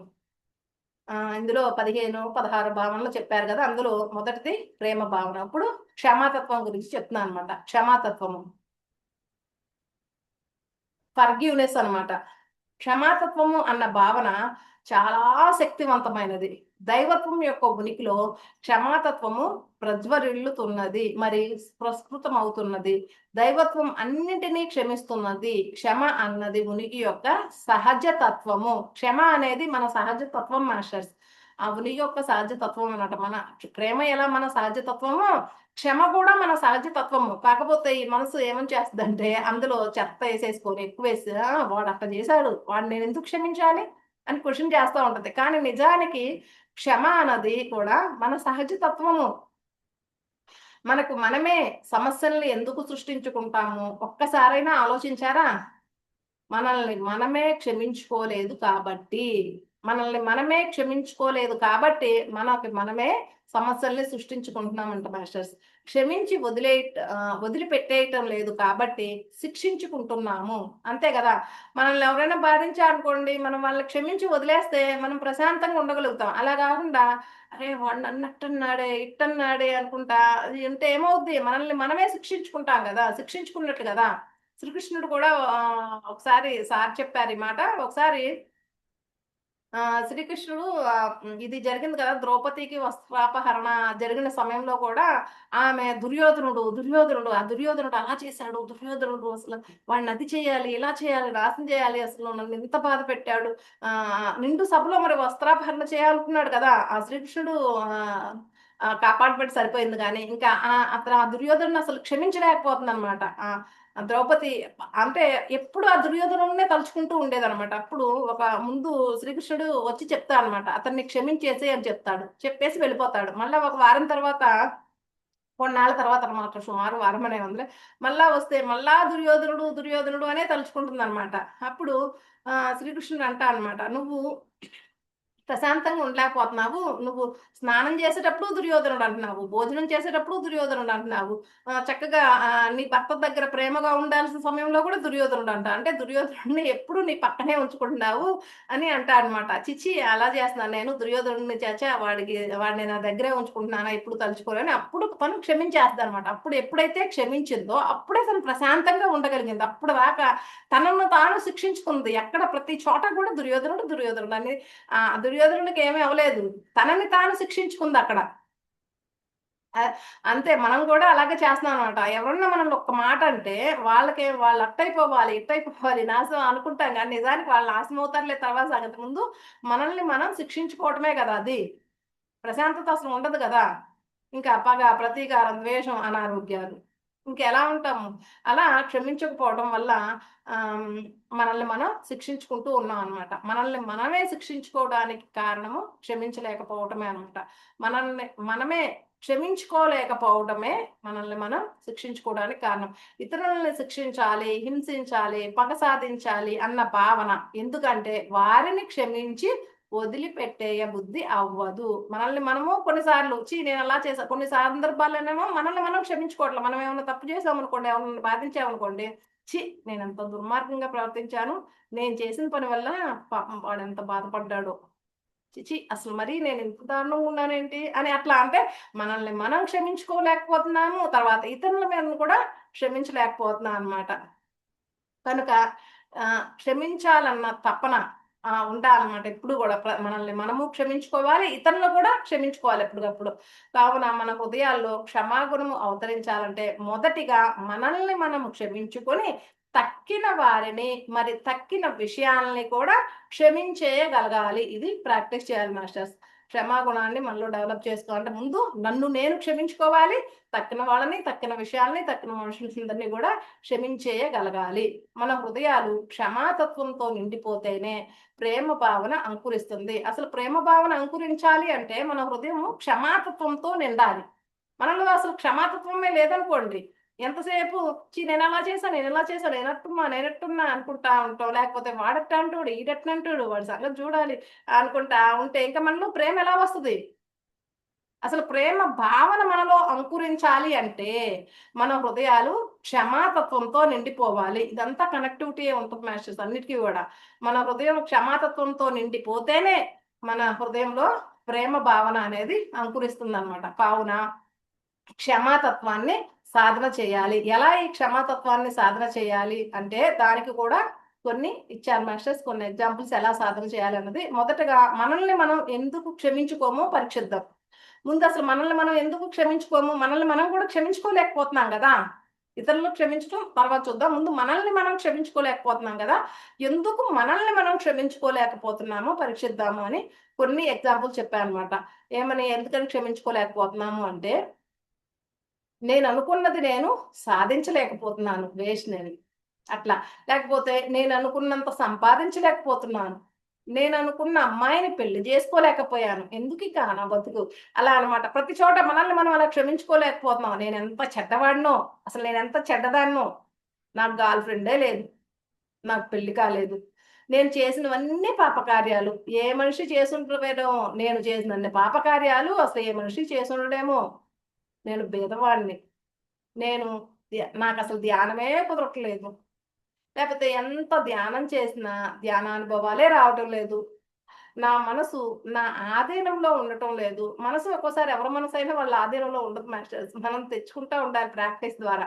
కానీ అందరిది ఏదో వాళ్ళ ఆధీనంలో ఉన్నట్టు, మన మనసే మన ఆధీనంలో లేనట్టు, నా మనసు నా ఆధీనంలోనే ఉండటం లేదు, వేస్ట్ నేను, అట్లా అనమాట. అలాంటివన్నీ అనుకుంటూ ఉంటా. నా గతం ఎంత ఘోరమైనదో తలుచుకుంటేనే ఒంట్లో కంపరం పుట్టుకొచ్చేస్తుంది అనుకుంటూ ఉంటాం అనమాట. ఇలాంటి జీవితంను నేను ఎందుకు ఎంచుకున్నాను, ఇలాంటి జీవితాన్ని అసలు నేను ఎందుకు ఎంచుకున్నాను, అలాంటి మాటలు అనుకుంటూ మనల్ని మనం క్షమించుకోలేకపోతున్నాం అనమాట. మున్నగు కారణాల చేత మనల్ని మనం క్షమించుకోము అని చెప్తున్నారు. ఇవన్నీ మన హృదయాల్లో పేరుకుపోయి పైన చెత్త విషయాలు అనమాట. అవన్నీ కూడా చెత్త విషయాలే. అయన్నీ కూడా ఇప్పుడు చెప్పిన ఎగ్జాంపుల్స్ అన్నీ కూడా చెత్త విషయాలనమాట. అలాంటి చెత్త విషయాలన్నీ కూడా మన హృదయాల్లో పేరుకుపోయినాయంట. వీటన్నిటికి మిమ్మల్ని మీరు క్షమించుకోండి. ముందు వాటన్నిటిని పట్ల అవేర్‌నెస్‌తో ఉండి ముందు మిమ్మల్ని మీరు క్షమించుకోండి అని చెప్తున్నాననమాట. జీవితం ఉన్నదే నేర్చుకునేందుకు. మరి తప్పులు చేయటం అనేది మానవ సహజం. తప్పులు చేస్తేనే కదా నేర్చుకుంటాము. మరి అసలు తప్పు అనేదే లేదు. అది మనం చూసే దృష్టిని బట్టి ఆధారపడి ఉంటుంది అని చెప్తున్నాననమాట. తప్పు చేయటం అనేది మానవ సహజం. అసలు తప్పు చేస్తేనే మనం నేర్చుకుంటాం. ఇంకెప్పుడు నేను ఇలా ఉండకూడదని స్ట్రాంగ్‌గా నిర్ణయించుకుంటా అనమాట. అసలు అసలు నిజం చెప్పాలంటే తప్పనేదే లేదని చెప్తున్నాడు. అది మనం చూసే దృష్టికోణం మీద ఆధారపడి ఉంటది అని చెప్తున్నాననమాట. అది మన మానసిక స్థితి. ఇది తప్పు, ఇది రైటు అనుకుంటా మనం చెప్తాం చూసామా? అది అది అది మన మానసిక స్థితి అనమాట. ఎందుకంటే నాకు రైట్ అనేది వేరే వాళ్ళకి తప్పవచ్చు. వేరే వాళ్ళకి రైట్ అనేది నాకు రైట్ అవ్వచ్చు. రైట్ అనేది నాకు తప్పవచ్చు కదా! వాళ్ళది రైటే కదా అలా ఉండటం అంటారు. నేను ఛీ! అలా ఉండటమేంటి, అలా ఉండటం రాంగ్ కదా అని నేనంటాను. అంటే అది అదేంటంటే అది మన దృష్టికోణమే అనమాట. అది మన మానసిక స్థితి. అంతే ఈ తప్పు అనేది. తప్పు చేశానని మనం భావించుకుంటే అది గిల్టీ ఫీలింగ్ అంటే చెడు కర్మగా మారుతుందంట. కావున ఎంత విషయానికైనా, లేదా ఎంత చిన్న విషయానికైనా, లేదా ఎంత పెద్ద విషయానికైనా మిమ్మల్ని మీరు వెంటనే క్షమించుకోండి. మీరు ఏదైనా చేయని, చిన్న విషయమైనా కావచ్చు, పెద్ద విషయమైనా కావచ్చు. ముందు మీరు మిమ్మల్ని మీరు క్షమించుకోండి. అలా కాకుండా ఒక గిల్టీ ఫీలింగ్‌తో నేను ఇలా చేశాను ఇంకేమవుద్దో నాకు, మళ్ళా నేను అనవసరంగా తనను బాధ పెట్టా, మళ్ళా నాకు ఆ బాధ తిరిగొస్తదేమో, అనవసరంగా ఊరికే నేను అలా అలా పద్దాక ప్రతి అదొక గిల్టీ ఫీలింగ్ నాకు, నేను అలా చేశా అంటూ అదొక చెడు కర్మగా ఇంకా మార్చేసుకుంటున్నామంట. అలా గిల్టీ ఫీలింగ్ కూడా చెడు కర్మగా మారిపోయిద్దంట మాస్టర్స్. అందుకనే ఎంత చిన్న విషయమైనా, ఒకవేళ పెద్ద విషయమైనా ముందు క్షమించుకోండి. క్షమించి జరిగిపోయింది కదా! నువ్వేదో చేయటం వల్ల వాడు బాధపడ్డాడు. వాడిని బాధ నుంచి ఎలా బయటికి తీసుకురావాలి, నేనేదైనా హెల్ప్ చేయగలనా అదే ఆలోచించుకోండి. అది ఆలోచించాలంటే ముందు మిమ్మల్ని మీరు క్షమించుకోవాలి కదా! అందుకనే చెప్తున్నాను అనమాట. ముందు మిమ్మల్ని మీరు క్షమించుకోండి. జరిగింది. ఎవరినో బాధ పెట్టేసారు, జరిగిపోయింది. ముందు మిమ్మల్ని మీరు క్షమించుకోండి. క్షమించుకుంటే నువ్వేం చేయగలవో తెలుసుద్ది. అంతేగాని క్షమించుకోకుండా ఎప్పుడు అరే నేను ఇలా చేశాను, నేను ఇలా చేశా అంటే వాడికి ఏదన్నా సహాయం చేయగల అవకాశం ఉన్నా ఆ దారి మీకు కనపడదు. ఆ సహాయం కూడా చేయలేము. అదొక ఆ గిల్టీ ఫీలింగ్ మూలంగా ఒక చెడు కర్మను మూటగట్టుకున్న వాళ్ళయిపోతారు అని చెప్తున్నాననమాట. మనము దేన్నైనా ఎందుకు క్షమించము? ఎందుకంటే, మనకు ఆ విషయాన్ని అంతటితో వదిలిపెట్టేయటం ఇష్టం లేకనే. మనం దేన్నైనా ఎందుకు క్షమించము అంటే, ఆ విషయాన్ని అక్కడితో దాన్ని వదిలిపెట్టేయటం ఇష్టం లేక మనం దాన్ని క్షమించలేకపోతున్నామంట. కావున క్షమించాలంటే దేన్నైనా వదిలిపెట్టేయడానికి సిద్ధంగా ఉండాలి. ఊరికే దానిని మోయకూడదు. దాన్ని పట్టుకొని ఎలాడుతా ఉంటాం అనమాట. అరే! అలా జరిగింది, అలా జరిగింది దాన్ని వదిలిపెట్టేయటానికి సిద్ధంగా ఉండాలి. ఎందుకు క్షమించలేకపోతున్నాం అంటే దాన్నే పట్టుకొని ఏలాడుతున్నాం. మనం చేసిన దాన్నే పట్టుకొని ఏలాడుతాం అనమాట. ముందసలు క్షమించాలి అంటే ముందు దాన్ని పట్టుకొని ఏలాడటం వదిలేయాలి. సరే జరిగింది, జరిగింది అని దాన్ని పట్టుకొని హ్మ్. వేలాడకుండా సరే ఇక జరగాల్సిందేంటో అది చూడాలి. ఎప్పుడై మనం క్షమించాలంటే ముందు దేన్నైనా ముందు వదిలిపెట్టేయడానికి సిద్ధంగా ఉండాలనమాట. ఊరికే దేనిని కూడా మోయకూడదు అని చెప్తున్నాడు. మనము మన మనసుల్లో ఎన్నో విషయాల్ని వదిలిపెట్టక మోతలాగా మోస్తూ ఉంటాము. అంతే కదా మాస్టర్స్, చాలా సార్లు అందరూ గమనించుకుంటే అర్థమవుద్ది. ఒక్కోసారి మనం అనుకోకుండా ఏదో ఒక మాట అనేస్తాము. అరే! అలా చేయకుండా ఉండాల్సిందే అని దాన్ని పట్టుకొని మోస్తా ఉంటామనమాట. చాలా విషయాలు అలాగే మోస్తా ఉంటానన్నమాట. అందుకే మనము ప్రస్తుతంలో ఇమడలేము. ఎప్పుడైతే మనం జరిగిపోయింది మోస్తా ఉన్నామో, మనం ఇక్కడ ప్రస్తుతంలో ఉండమనమాట. గతంలోనో, భవిష్యత్తులోనో ఉంటాం. ఎక్కువగా ప్రస్తుతంలో ఇమడలేకపోతూ ఉంటామనమాట. అలా వేరే మోస్తూ ఉంటాం అనమాట జరిగిపోయిన విషయాల్ని. వర్తమానంలో జీవించాలంటే ఆ మనోభారాన్ని సమస్తము విస్మరించాలి. అందుకే ప్రస్తుతంలో మనం ఇమడాలి అంటే, మనం వర్తమానంలో జీవించాలి అంటే, భవిష్యత్తులోనో లేకపోతే లేకపోతే ఎనక గతంలోనే కాదు. ఈ వర్తమానంలో మనం జీవించాలి అంటే, ఖచ్చితంగా మనం మనోభారాన్ని సమస్తము విస్మరించాలి. ఎక్కడిదక్కడ వదిలేయటం అలవాటు చేసుకొని, దాని నుంచి మనం ఏం నేర్చుకోవాలి అది నేర్చుకుంటూ, మనం ఇంకా ఏమైనా ఎవరికైనా హెల్ప్ చేయాలో చేస్తూ, అలా ముందుకు సాగిపోతూ వర్తమానంలో జీవించాలంట. అలా కాకుండా దాన్నే ప్రతి విషయాన్ని పట్టుకొని మోస్తూ ఉంటే గనక మన మనోభారంతో మనం అసలు వర్తమానంలో జీవించలేమంట మాస్టర్స్. అన్ని భారాల్లోకెల్లా ఈ మనోభారము సహింపజాలనది. ఈ మనోభారం అనేది మనల్ని చాలా కృంగదీసేస్తది మాస్టర్స్ ఒక్కొక్కసారి. ఏమన్నా చేస్తే ఒక్కొక్కసారేమో ఈ మనోభారం వల్ల ఒక్కోసారి అహంకారం పెరిగిపోయిద్ది. లేపోతే కృంగిపోతా ఉంటాము. అలా ఈ మనోభారం అనేది చాలా అన్ని భారాల్లోకెల్లా కూడా చాలా సహింపజాలదనమాట. దాన్నసలు మనం సహించలేం. కానీ దాన్ని మోస్తా ఉంటాం. మన శక్తినంతా కూడా కోల్పోతా ఉంటాం అన్నమాట. కావున ఎక్కడిదక్కడ ఎవరిని వారుగా వదిలిపెట్టేసి మనముగా ఉండటము నేర్చుకోవాలి. వేటిని మనము స్వేచ్ఛగా వదిలిపెట్టేయాలి అని చెప్తున్నానన్నమాట. మొదట మనల్ని మనంగా స్వేచ్ఛగా వదిలిపెట్టేయాలి. ఇతరుల్ని ఇతరులుగానే స్వేచ్ఛగా వదిలిపెట్టేయాలి. అంతే. ఫస్టు మనల్ని మనం వదిలిపెట్టేయాలి. సరే జరిగిందే చేసింది. మనల్ని మనం కూడా అరే! నేనలా చేశాను, నేనిలా చేశాను, నేనది అనుకుంటా మనల్ని మనం మొయ్యకుండా ముందు మొదట మనల్ని మనం స్వేచ్ఛగా వదిలిపెట్టేయాలన్నమాట. తర్వాత ఇతరులని కూడా ఇతరుల్లాగానే స్వేచ్ఛగా వదిలిపెట్టాలి. వాళ్ళు అలాగే ఉంటారు. వీడు అలాగే ఉంటాడు, వాడు అలాగే ఉంటాడు. అంతే. అరే! వాడేంటి అట్టున్నాడు? వాడంతా రాంగ్ వేలో ఎళ్తున్నాడు. లేకపోతే వాడు కరెక్ట్‌గా లేడు. వాడిది లేకపోతే వాడేంటి నన్ను ఇట్టన్నాడు? అట్లా అన్నమాట. అలా ఇతరులు కూడా వాడు అలాగే ఉంటాడు. సరే నేనిలాగే ఉన్నాను. ఇంకొకవేళ ఇది మనకి కరెక్ట్ కాదనుకో, సరే ఇలా ఇంకెప్పుడు ఉండకూడదని ఒక డెసిషన్ తీసేసుకొని అలా ఉండకుండా స్ట్రాంగ్‌గా దాని నుంచి ఏం నేర్చుకోవాలో అది నేర్చుకొని ముందుకు సాగాలన్నమాట. అలా ముందు మనల్ని మనం స్వేచ్ఛగా వదిలిపెట్టేయాలి. తర్వాత ఇతరులను కూడా ఇతరుల్లాగానే స్వేచ్ఛగా వదిలిపెట్టేయాలి మాస్టర్స్. ఆ 2 చేయమని చెప్తున్నానన్నమాట. మీ కుటుంబాన్ని, ఈ సామాజిక వ్యవస్థని, ప్రపంచాన్ని, పరిస్థితిని ఉన్నది ఉన్నట్లుగా స్వేచ్ఛగా వదిలిపెట్టేయాలి. ఎందుకంటే నిరంతరము ఏంటి ఈ వ్యవస్థ ఇలా ఉంది అని వాపోతూ ఉంటారనమాట. అంతేకాదు మనల్ని మనము స్వేచ్ఛగా వదిలేయాలి, ఇతరులని స్వేచ్ఛగా వదిలేయాలి, ఇంకా కుటుంబాన్ని, సామాజిక వ్యవస్థని, ప్రపంచ పరిస్థితిని ఉన్నది ఉన్నట్లుగా స్వేచ్ఛగా వదిలేయాలి. ఎందుకంటే ఎప్పుడు కూడా ఏంటసలు ఈ వ్యవస్థ ఇలా ఉంది అని ఆ సమాజాన్ని గురించి వాపోతూ ఉంటారనమాట. ఈ సమాజం చెడిపోయింది. దారుణంగా ఉంది. అసలు నా చిన్నప్పుడైతే అసలు మనుషుల్లో ప్రేమ అది ఉండేది. ఇప్పుడు ఎవరిలో అదేం లేదు. అంతా స్వార్థం పెరిగింది. అది ఇది ఏదో ఒకటనమాట. అలా సమాజం ఎలా ఉంది, ఇలా ఉంది వాపోతూ ఉంటారు గదా! అది కూడా వదిలేయాలి. స్వేచ్ఛగా వదిలేయాలనమాట. మన దృష్టి దేనిపైన ఉంటే అదే పెరుగుతూ పోతుందంట.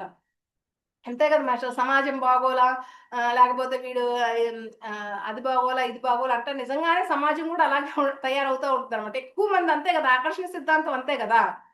ఇప్పుడు ఇవి ఏదైనా ఎక్కడో ఉన్న ట్రంప్ గెలవాలి, ఎక్కువ మంది గెలుస్తారు, గెలుస్తారు, గెలుస్తారు, గెలుస్తారు అని అనుకున్నా అనుకో, వాడు నిజంగానే గెలుస్తాడు. వాడెందుకు గెలుస్తాడు? ఆడు త్వరలోనే పోతాడు ఆడున్నాడు. లేకపోతే ఆడు ఓడిపోతాడని ఎక్కువ మంది అంటే ఆకర్షణ సిద్ధాంతం అనమాట. ఇప్పుడు ఎలా మన మీద ఎలా పనిచేస్తుందో సమాజం మీద కూడా ఆకర్షణ సిద్ధాంతం పనిచేస్తుంది. సమాజాన్ని గూడా ఎప్పుడు ఈ సమాజం ఇంతే ఇక ఇది మారదు.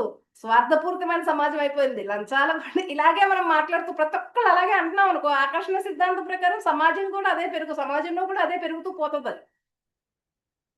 ఇంకా ఆకర్షణ సిద్ధాంతం ప్రకారం ఆ పరిస్థితుల్నే ఈ వ్యవస్థలోకి మీరు ఆకర్షిస్తున్నారు. ఎక్కడ నుండి మంచితనాన్ని కూడా నాశనం చేసేస్తా ఉంటారనమాట. అంతే అందుకనే మనం సమాజానికి సంబంధించి కూడా మనం ఎక్కువగా మంచినే మాట్లాడుతూ ఉండాలన్నమాట. అంతేగాని ఇదలా ఉంది, అదలా ఉంది, అట్టా, ఇట్టా అనుకుంటా ఒక చెత్తని మాట్లాడుతా ఉంటే సమాజంలో నిజంగానే చెత్త పెరిగిపోయిద్దంట. సమాజంలో కూడా ఆకర్షణ సిద్ధాంతం ప్రకారం. కావున వ్యవస్థను వ్యవస్థగా వదిలిపెట్టేసి, ఇంకా అది ప్రేమపూరితంగా, సత్యవంతంగా మారాలని మీరు హృదయపూర్వకంగా ఆశీర్వదించండి. అంతే. వ్యవస్థ ఉండొచ్చు. స్వార్థపరులు ఎక్కువై ఉండొచ్చు. లంచగొండితనం ఎక్కువై ఉండొచ్చు. యుద్ధాలెక్కువ ఏది ఏమైనప్పటికీ కూడా దానిలాగానే వదిలిపెట్టేయి. వాపోనవసరం లేదు. అట్ట తయారైపోతుంది, ఇట్ట తయారైపోతుంది, నాశనం అయిపోతుంది అని అట్లా అయ్యో! వాపోవాల్సిన అవసరం ఏమి లేదు. వ్యవస్థని వ్యవస్థగా వదిలిపెట్టేయండి. అది ఎలా అయినా ఉండనియండి. మనం ఏం చేయాలంటే, అది పూరితంగాను, సత్యవంతంగాను మారాలి అని మన హృదయపూర్వకంగా మనం ఆశీర్వదించాలంట. ఈ వ్యవస్థ అద్భుతమైన ప్రేమపూర్వకంగాను, చక్కగా సత్యవంతంగా మారిపోవాలి. ఈ వ్యవస్థ అద్భుతంగా ఉండాలని మన హృదయాల్లో మనం ఆశీర్వదించాలంట. ఇంకా కొన్ని ఎగ్జాంపుల్స్ చెప్పారిక్కడ. ఇంకేమేం చేయాలో మన గతాన్ని మనం వదిలిపెట్టేయాలంట. ఇంకా మనలోను, మరి ఇతరుల్లోనూ లోపాలను చూడటం వదిలిపెట్టేయండి. మనలోనూ ఉంటాయి, ఇతరుల్లోనూ ఉంటాయి. లోపాలు లేకుండా ఏముండవు. ఆ లోపాలని చూడటం వదిలిపెట్టేయండి అని చెప్తున్నాడు. దేన్ని తీర్మానించకండి. ఎందులోనూ తప్పొప్పులని ఎంచకండి. ఉన్నది ఉన్నట్లుగా చూడటం నేర్చుకోండి అన్నారు. జడ్జ్ ఏ నాట్ అన్నా అంట జీసస్ మహాశయుడు. అంటే ఏదైనా సరే ఉన్నది ఉన్నట్టుగా చూడండి. జడ్జిమెంట్ చేయొద్దు. తప్పొప్పులు ఎంచు చాలట్టున్నారు, ఈళ్ళట్టు అనుకుంటా తప్పొప్పులు లేపోతే తీర్మానించేసేయండి. ఈడింతేలే ఇక. ఏదో చెత్త వేదవ ఇంతేలే అన్నట్టట. అంటే అలా తీర్మానించేయటం తప్పు, ఒప్పు అనేయకుండా వాటిని ఎంచటము అలాంటివన్నీ గూడా చేయొద్దు అని చెప్తున్నాననమాట. లోపాలను కూడా చూడొద్దు. నీలోనూ, ఇతరుల్లోనూ కూడా లోపాలను గూడా చూడొద్దని జీసస్ మహాశయుడు గూడా చెప్పాడంట. మనల్ని మనం నిందించుకోవడం ఆత్మనిందని వదిలిపెట్టేయండి. మనల్ని మనం నిందించుకోవడం అంటే ఆత్మనింద. నేను అంటే ఇక్కడ శరీరం కాదు గదా! ఏదో ఈ శరీరంలో కొన్నాళ్ళు వాసం ఉండి, ఈ శరీరం ద్వారా మనం ఏం నేర్చుకోవాలో అది నేర్చుకోవటానికి వచ్చామనమాట. నేర్చుకుంటూ ఆనందంగా, ఆహ్లాదంగా ఉండటానికి వచ్చాం అంతే. నేను అంటే ఇక్కడ ఆత్మ కదా! ఇక్కడ మనల్ని మనం నిందించుకోవడం అంటే ఏంటంట? ఆత్మనింద అంట. ఆత్మనిందని వదిలిపెట్టేయండి అని చెప్తున్నాడు. మీకు సంబంధం లేని అనవసరమైన విషయాల్ని వదిలిపెట్టేయండి.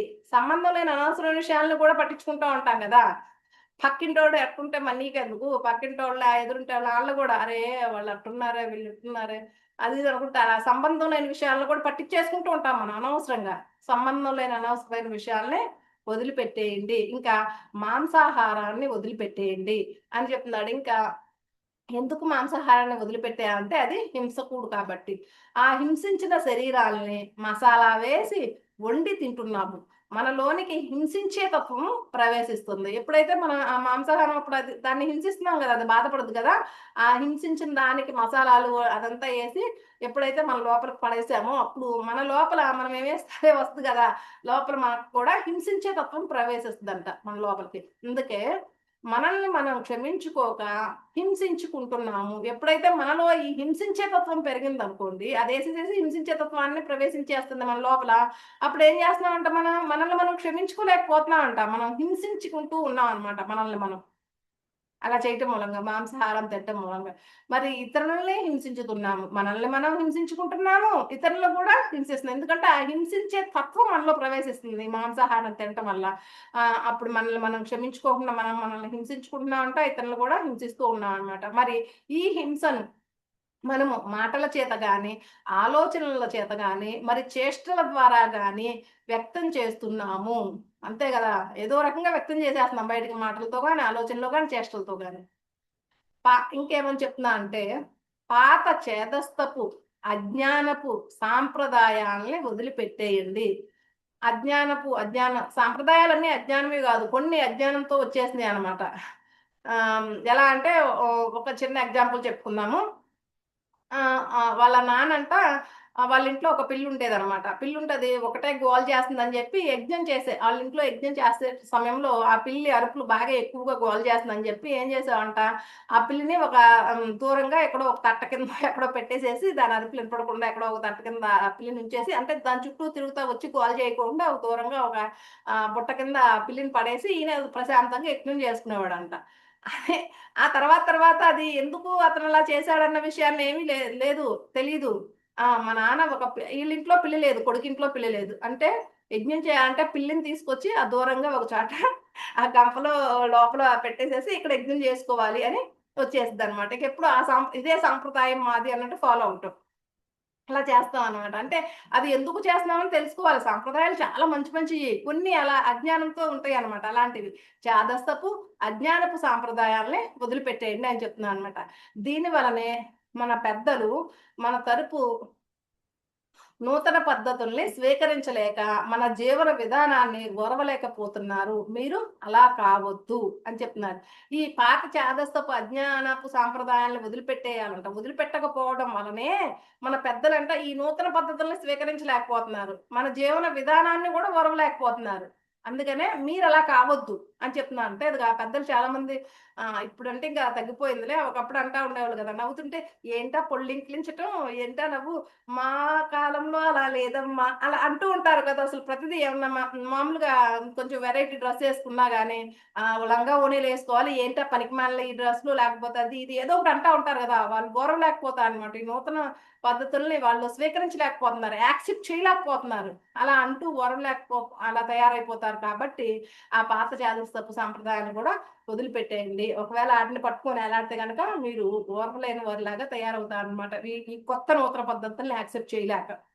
ఇలా ఎన్నో విషయాల్ని మనము వదిలిపెట్టేయాల్సి ఉంది.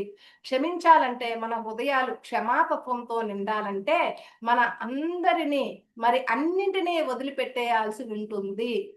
వదిలిపెట్టేయడం అంటే మానసికంగా మాత్రమే. వదిలిపెట్టే అంటే మానసికంగా వాటిని మొయ్యొద్దని చెప్తున్నారు మాస్టర్స్. అనవసరమైన విషయాలని మానసిక భారం చాలా కష్టం కాబట్టి ఆ మానసికంగా వదిలేయమంటున్నాడు. ఎంతవరకు మానసికంగా వాటిని తీసుకోవాలో అంతవరకే తీసుకోండి. ఏది ఎంతవరకు అవసరమో అంతవరకే తీసుకోండి. ఎక్కడి వరకు తీసుకోవాలో అక్కడి వరకే దాన్ని ఉంచుకొని తర్వాత దాన్ని వదిలేయండి. మానసికంగా దాన్ని మొయ్యకండి. ఆ మనోభారం మూలంగా మీరు వర్తమానంలో ఉండలేకపోతున్నారని చెప్తున్నాడు. వీటన్నిటిని వదిలేయండి అని చెప్తున్నాననమాట. మన హృదయంలో క్షమాతత్వంతో నిండాలంటే మనందరిని మరి అన్నిటిని వదిలిపెట్టేయాల్సి ఉంటుంది. వదిలిపెట్టేయడం అంటే ఏంటి? ఆళ్ళని వదిలేసి ఎక్కడికో దూరంగా పొమ్మని కాదు. మానసికంగా మాత్రమే. నీ అంతరంగంలో మాత్రమే వదిలిపెట్టు. బాహ్యంగా కొన్నిటికి నటించాల్సి ఉంటుంది. ఆంతరంగిక సత్యం, బహిరంగిక నాటకము అదియే కదా జీవితం అంటున్నాడు. ఆంతరంగిక సత్యం, బహిరంగిక నాటకం అదియే కదా జీవితం అని అంటున్నాడు. అంటే ఆళ్ళని మానసికంగా వదిలిపెట్టేయాలి. కానీ ఇప్పుడు వాళ్ళతో మాట్లాడుతూ నీకు పెద్ద ఇంట్రెస్ట్ లేదు. అయినప్పటికీ గూడా నటించాలి, మాట్లాడాలి. అలా చాలా మనం అంతా గూడా నటిస్తూ ఉండాలన్నమాట. జీవితం అంటేనే ఒక నాటకం అంటారు గదా! నటిస్తూ జీవించు, జీవిస్తూ నటించు. అంతే. అలా ఉండాలి. అంటే వదిలిపెట్టేయటం అంటే వదిలిపెట్టేసేసి నాకు సంబంధం లేదు వదిలిపెట్టేయమనడాన్ని ఎక్కడికో ఎళ్ళటం, లేకపోతే అడిగిన దానికి కూడా సమాధానం చెప్పకపోవటం అలా కాదు. మన బాధ్యతలను వదిలేయటం అది కాదు మాస్టర్స్ ఇక్కడ చెప్పేది. ఆంతరంగిక సత్యం, బహిరంగ నాటకం అదియే కదా జీవితం అని చెప్తున్నానన్నమాట. ఇక్కడ కర్మ సిద్ధాంతం గురించి కాస్త చర్చించుకుందాం. మనము ఇతరులకు మనస, వాచ, కర్మణ ఏది చేస్తే అదే పర్యవసానంగా మనం అనుభవించాల్సి ఉంటుంది. ఇదే కదా కర్మ సిద్ధాంతం. ఈ కర్మ వలన మరి ఈ జన్మలోను మరి వచ్చే జన్మలోను ఆ కర్మ ఫలితాలను అనుభవించాలి.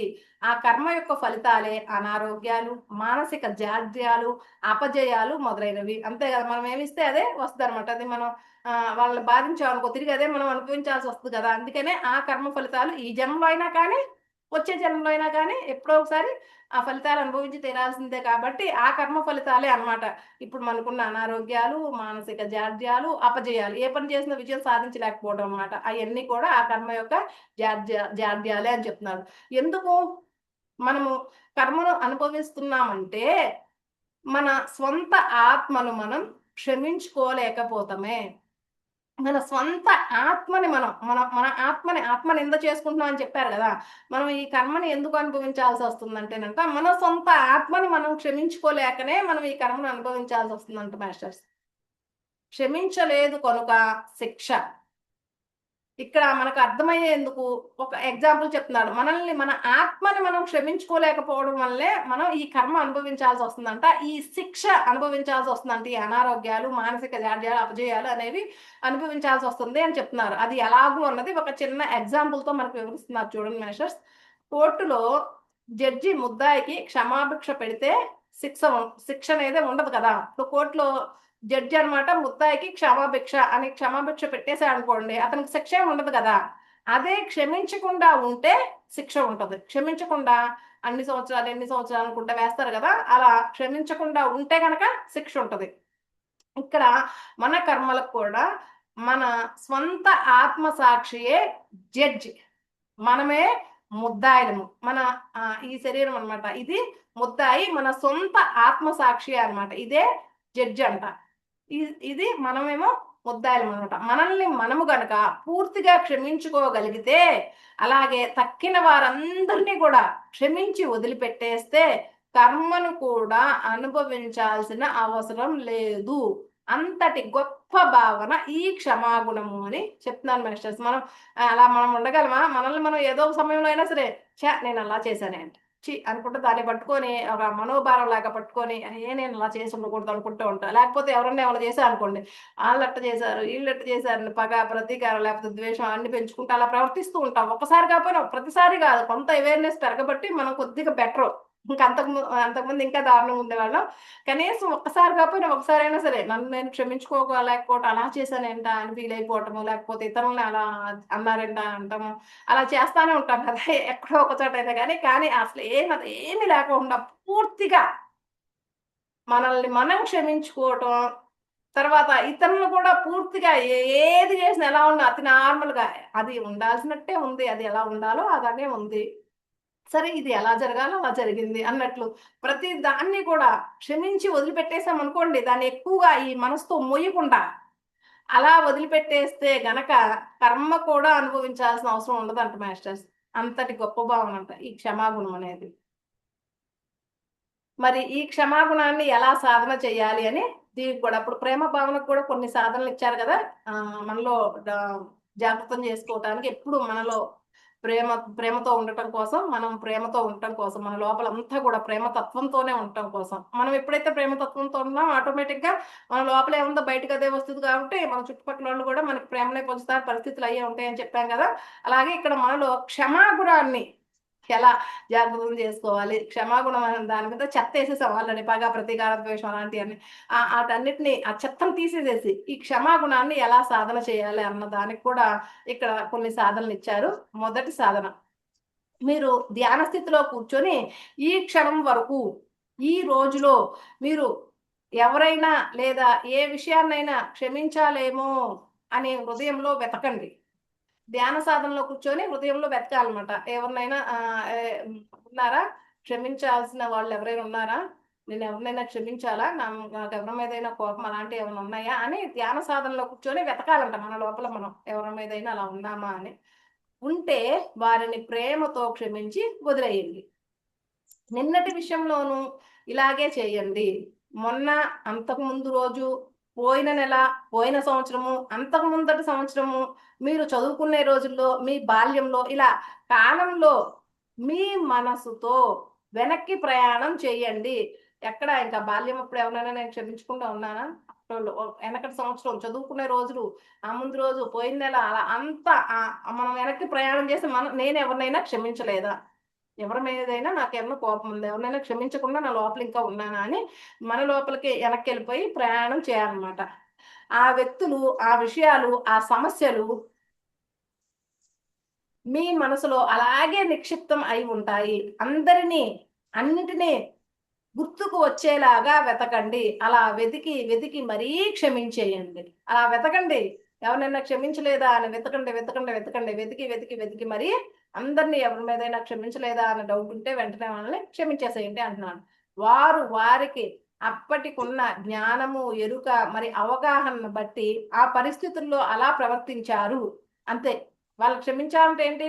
వారికి అప్పటికున్న జ్ఞానము, వాళ్ళకున్న ఎరుక, వాళ్ళకున్న అవగాహన బట్టి వాళ్ళు ఆ పరిస్థితుల్లో అలా ప్రవర్తించారు అని అర్థం చేసుకొని, అవగాహన చేసుకొని వారిని క్షమించేయమంటున్నాను అనమాట. మీ సొంత తల్లిదండ్రులను, పెద్దలను, ఉపాధ్యాయులను, కొలీగ్స్ను, బంధువులని, బాస్లని, బాస్ మీద కూడా కోపం వస్తుంది ఒక్కోసారి, తిట్టాడండి. అలా బాస్లని, మీ క్రింది పనిచేసే వారిని, మీ అనారోగ్యాల్ని, మీ సమస్యల్ని, మీ శత్రువుల్ని అన్నింటినీ, మరి అందరినీ క్షమించేయండి. ఇలా ఎంత గుర్తుకు వస్తే అంత వరకు క్షమించేయమని చెప్తున్నాను అనమాట ధ్యానంలో కూర్చొని. దేని మీదైనా నాకు అరే ఏంటిది ఇట్లా ఉంది, అనారోగ్యం అనిపించినా సరే దాన్ని కూడా క్షమించేయండి. అనారోగ్యంతో సహా అన్నిటినీ అలా క్షమించేసేయండి అని చెప్తున్నారు. అన్ని గుర్తు తెచ్చుకొని అన్నిటినీ కూడా దాన్ని తలుచుకొని బాధపడతాం అలా చేయకోకుండా. ఇప్పుడు మీ వైపు తిరగండి. మీరు కూడా ఇప్పుడు అంత ఆలోచించండి. అది అయిపోయిన తర్వాత ఇప్పుడు మన వైపు తిరగాలన్నమాట. మీరు కూడా ఇతరులను ఏదో ఒకటి చేసే ఉంటారు కదా. ఇందాకేం గుర్తు చేసుకోమన్నారు? మన అనారోగ్యాలు ఉన్నాయి, ఇతరులు మనల్ని ఏమన్నా చేస్తే వాళ్ళని ఏమన్నా నేను క్షమించకుండా ఉన్నానా అని చెప్పి అవన్నీ గుర్తు చేసుకొని మానసికంగా కాలంలో వెనక్కెళ్ళి వాళ్ళందరినీ పూర్తిగా క్షమించేసేయమన్నాడు. ఇప్పుడేం చేయమంటున్నారు? మనం కూడా ఇతరులకు ఏదో ఒకటి చేసే ఉంటాం కదా. ఆళ్ళు మనల్ని చేయటమే కదా, కాదు కదా లైఫ్ అంటే. మీరు కూడా ఇతరులు ఏదో ఒకటి చేసే ఉంటారు కదా. అది. మీరు ఈరోజు ఈ క్రిందటి క్షణం వరకు ఎవరి హృదయాన్నైనా నొచ్చుకునేటట్టు ప్రవర్తించారా? అయితే క్షమించుకోండి. మిమ్మల్ని మీరు క్షమించుకోండి. నిన్న, మొన్న, పోయిన వారం, పోయిన నెల, అలా పోయిన సంవత్సరము, అంతకు ముందటి సంవత్సరము, మీ కాలేజీ రోజుల్లో, మీ స్కూల్ రోజుల్లో, ఇంకా చిన్నప్పటి బాల్యంలో, మీ ఇలా కాలంలో మీ మనసుతో వెనక్కి ప్రయాణించి అందరినీ కూడా క్షమించు, నేను ఆ రోజు నిన్ను ఎలా ప్రవర్తించాను, నిన్ను బాధించాను, అలా అందరినీ కూడా క్షమించమని అడగండి అని చెప్తున్నాను అనమాట ధ్యానంలో కూర్చొని. మీరు భౌతికంగానే వెళ్ళి వాళ్ళను నోటితో అడగకపోయినా పర్వాలేదంట. ఇలా మీ మనసులో క్షమాపణలు వేడుకోండి చాలు. ఈ సందేశము వారి ఆత్మ చైతన్యానికి అందుతుందంట మాస్టర్స్. మీరు మనసా వాచా గనక అరే నేను అలా ప్రవర్తించి నిన్ను బాధించాని అని గనక మీరు గనక అనుకుంటే గనక కూర్చొని ఇతరులని ఎవరైనా మిమ్మల్ని అన్నది క్షమించేసేయండి ముందు.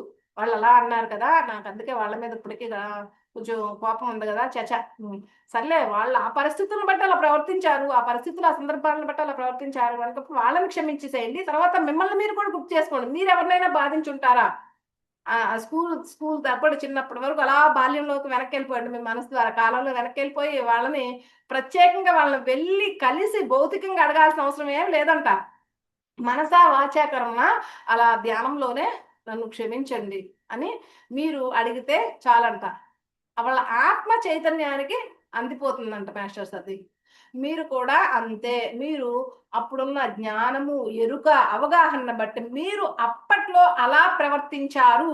వాళ్ళు ఎలా ఆళ్ళకున్న జ్ఞానాన్ని, ఎరుకను బట్టి అలా ప్రవర్తించారు. మీరు కూడా అప్పుడున్న జ్ఞానము, ఎరుక, అవగాహన బట్టి మీరు కూడా అలాగే ప్రవర్తించారు అన్న విషయాన్ని మీరు గుర్తుంచుకోండి. వాళ్ళని క్షమాపణలు అడగండి. కూర్చొని నన్ను క్షమించమని అడగండి అని చెప్తున్నాను అనమాట. కావున మిమ్మల్ని మీరు క్షమించుకోండి. మరి వారిని క్షమాపణలు అడగండి. ఏం చేయాలి? మనల్ని మనము క్షమించుకోవాలి. చిచ్చి నేనెందుకు అలా ప్రవర్తించాను అలా అనుకోకుండా, సరే అప్పటి నాకున్న జ్ఞానాన్ని, ఎరుకను, అవగాహన బట్టి అలా ప్రవర్తించాను. ఇప్పుడు నేను అలా లేనని చెప్పి నన్ను నేను క్షమించుకోవాలి. వాళ్ళని కూడా క్షమాపణలు అడగాలంట మాస్టర్స్. ఇలా ఇతరులందరినీ మరి మిమ్మల్ని క్షమించుకున్నప్పుడు మీ మనసంతా తేలికైపోతుందంట మాస్టర్స్. ధ్యానంలో కూర్చొని ఇతరులని ఇతరులను మనల్ని బాధించే వారు ఎవరు ఉన్నారని గుర్తు తెచ్చుకుని వాళ్ళందరినీ క్షమించేసినప్పుడు మిమ్మల్ని మీరు కూడా నేను ఎవరినైనా బాధించానా అని గుర్తు చేసుకొని అలా అందరినీ క్షమాపణ అడుగుతూ మనల్ని మనం క్షమించేసుకుంటూ కనుక చేస్తే ధ్యానంలో కూర్చొని మీ మనసంతా తేలికైపోతుందంట. మనోభారం అంతా తగ్గిపోతుందట. మీరు ఈ క్షణంలో స్వేచ్ఛాజీవులైపోవచ్చును. మనం అప్పుడు స్వేచ్ఛాజీవులం అయిపోతాం అనమాట ఆ క్షణంలోనే. ఇలా మీ మనోభారము తీరేదాకా, మీ అంతరాత్మనే ఇక వద్దు అనేదాకా మీరు ఈ సాధనను రోజుకు 2 సార్లైనా 10, 15 నిమిషాల పాటు చెయ్యండి. అలా కళ్ళు మూసుకొని ఆ సాధనను సరదాగా ఎక్కడైనా చేయవచ్చును. ఈ సాధన రోజు చేయమంటున్నారు మాస్టర్స్ కూర్చొని. మనల్ని మనం క్షమించుకుంటూ క్షమాపణ అడగడం, ఇతరులు మనల్ని ఏమన్నా బాధించుంటే వాళ్ళని క్షమించడం చేస్తూ ఉండాలన్నమాట. ప్రతిరోజు కూడా ఒక 10, 15 నిమిషాలు రోజుకు 2 సార్లైనా ఈ సాధన అనేది చేస్తే మన మనోభారం తగ్గిపోయిద్దంట. మనసంతా కూడా తేలికైపోద్దంట మాస్టర్స్. మనం స్వేచ్ఛా జీవులం అయిపోతామంట. ఆ బంధాల్లో నుంచి, కర్మ బంధాల్లో నుంచి బయటపడిపోతామంట. సెకండ్ సాధన. అది ఒక సాధన. ఇంకొక సాధన చెప్పారు. ఒక వ్యక్తి గాని, ఒక సమస్యను, ఒక పరిస్థితిని కానీ మీరు క్షమించగలిగితే, ఒక వ్యక్తిని గాని, ఒక సమస్యను, ఒక పరిస్థితిని గాని మీరు క్షమించగలిగితే, నేనును కొరకు క్షమించి వదిలిపెట్టేస్తున్నాను. ఒకవేళ మిమ్మల్నయితే నేను నీ కొరకు నన్ను క్షమించుకుంటున్నాను అని చెప్పుకోండి. అంటే ఏంటంటే, ఇప్పుడు ఒక వ్యక్తి గాని, ఒక పరిస్థితి గాని ఏదో ఒకటి ఒక సందర్భం ఏదో ఒకటి దాన్ని క్షమించగలగాలనమాట. ఏమనుకోవాలంట, నేను నిన్ను అతని పేరైనా ఏదైనా సరే ఆ పరిస్థితినైనా నేను ఆ సందర్భంలో అలా ప్రవర్తించేశాను. నేను నన్ను నేను క్షమించుకుంటున్నాను. ఒకవేళ నేను ప్రవర్తించింది. ఎవరైనా గనక మనల్ని అలా ఆ సందర్భంలో ఆ వ్యక్తి అలా ప్రవర్తించాడన్నట్టు మనకు గుర్తొచ్చిందనుకోండి, వెంటనే నేను నిన్ను క్షమించేస్తున్నాను. నేను నిన్ను క్షమించి వదిలిపెట్టేస్తున్నాను అని అనుకోవాలంట. గుర్తొచ్చిన వెంటనే అది ప్రత్యేకంగా ఇందాకేమని చెప్పానంటే ధ్యానంలో కూర్చొని ఎనక్కెళ్ళి బాగా గుర్తు చేసుకొని వాళ్ళని మీరు క్షమించండి. మిమ్మల్ని మీరు క్షమించుకోండి. మళ్ళా క్షమాపణలు కూడా అడగండి అని చెప్పారు. ఇక్కడ ఏమని చెప్తున్నారు, మనం ఆటోమేటిక్‌గా ఎలా ఉంటదంటే మన మనసు ఒక్కోసారి మనం ఏదో పనులు చేసుకుంటా అలా చేస్తా ఉన్నప్పుడు ఒక్కోసారి మనకు గుర్తొస్తది. అరే! నేను ఆ రోజు ప్రవర్తించాను గదా! సర్లే ఆ పరిస్థితిని, ఆ సందర్భాన్ని బట్టి నేనిలా ప్రవర్తించేసానులే సర్లే అని చెప్పి నన్ను నేను క్షమించుకుంటున్నాను అనుకోవటం. లేదా అనుకోకుండా ఏంటి వీడప్పుడు ఒకసారి ఇలా ప్రవర్తించాడు గదా! అని గుర్తొస్తది మనకి. వెంటనే అప్పటికప్పుడే అరే! అలా ప్రవర్తించాడంటే ఏదో పరిస్థితి సందర్భంలో సరే నేను నిన్ను క్షమించి వదిలేస్తున్నాను. ఇంకంతే. అలాంటి సమయంలో అక్కడ కర్మబంధాలనేది వదిలిపోతాయంట. మనసా, వాచా, కర్మణ అలా క్షమించి వదిలేసేసేయాలన్నమాట. అలా నేను నిన్ను క్షమిస్తున్నాను గుర్తొచ్చిన వెంటనే అలా అనేసుకోమని చెప్తున్నానన్నమాట. అది సెకండ్ సాధన. ఇంకా మూడవ సాధన. ఒక ఒక రోజంతా గాని, లేదా కొన్ని గంటల పాటు మీ హృదయంలో నన్ను నేను క్షమించుకుంటున్నాను, ఇతరులందరినీ క్షమించేస్తున్నాను అని ఒక మంత్రంలాగా ఉచ్చరించుకుంటూ గడపండి. ఇక చాలు అని అంతర్వాణి వినిపించేదాకా ప్రతిరోజు కూడా రోజంతా లేదా ఒక గంట పాటైనా సరే మన కూర్చొని హృదయంలో అనుకుంటూ ఉండాలంట. కూర్చొని అలా కళ్ళు మూసుకొని అనుకోవాలన్నమాట. ఏమని? నన్ను నేను క్షమించుకుంటున్నాను, ఇతరులందరినీ క్షమించేస్తున్నాను. నన్ను నేను క్షమించుకుంటున్నాను, ఇతరులందరినీ క్షమించేస్తున్నాను. నన్ను నేను క్షమించుకుంటున్నాను, ఇతరులందరినీ క్షమించేస్తున్నాను. అలా కూర్చొని అనుకుంటూ అదొక మంత్రంలాగనమాట. అలా ఉచ్చరించుకుంటూ గడపమంటున్నారనమాట. ఒక గంట పాటు గాని, రోజంతా గాని మీరు మీ అంతర్వాణి అది చెప్పగలిగినంత సేపనమాట. అలా అనుకుంటూ ఉండండి. అది మూడవ సాధన. తర్వాత నాలుగవ సాధన. ఒకవేళ మీకు క్షమించడం కష్టమైతే, నన్ను నేను క్షమించుకోవడానికి సిద్ధంగా ఉన్నాను. నన్ను నేను క్షమించుకోదలుచుకున్నాను అని, మరి ఇతరులను కూడా క్షమించడానికి నేను సిద్ధంగా ఉన్నాను. మరి క్షమించి వేయదలుచుకున్నాను అని ఈ సృష్టికి చాటి చెప్పండి. ఒక్కొక్కసారి ఎదురు తిరుగుద్ది మనసు.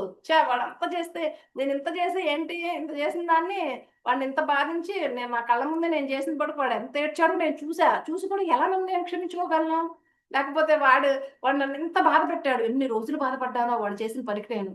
మరి అసలు నేనెలా వాడిని క్షమించగలను? లేకపోతే నన్ను నేనెలా క్షమించుకోగలను? అంటే నేను చేసిన దానికి కూడా మనసు ఎదురు తిరుగుతా ఉండుద్దనమాట. ఎలా నన్ను నేను క్షమించుకోగలను? నేను కళ్ళారా చూసాను.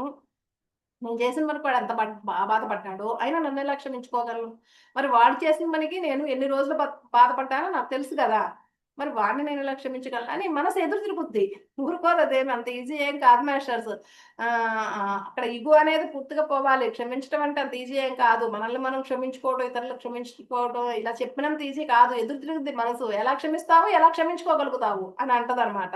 అలా ఒక్కొక్కసారి ఎదురు తిరుగుతాయి అనమాట.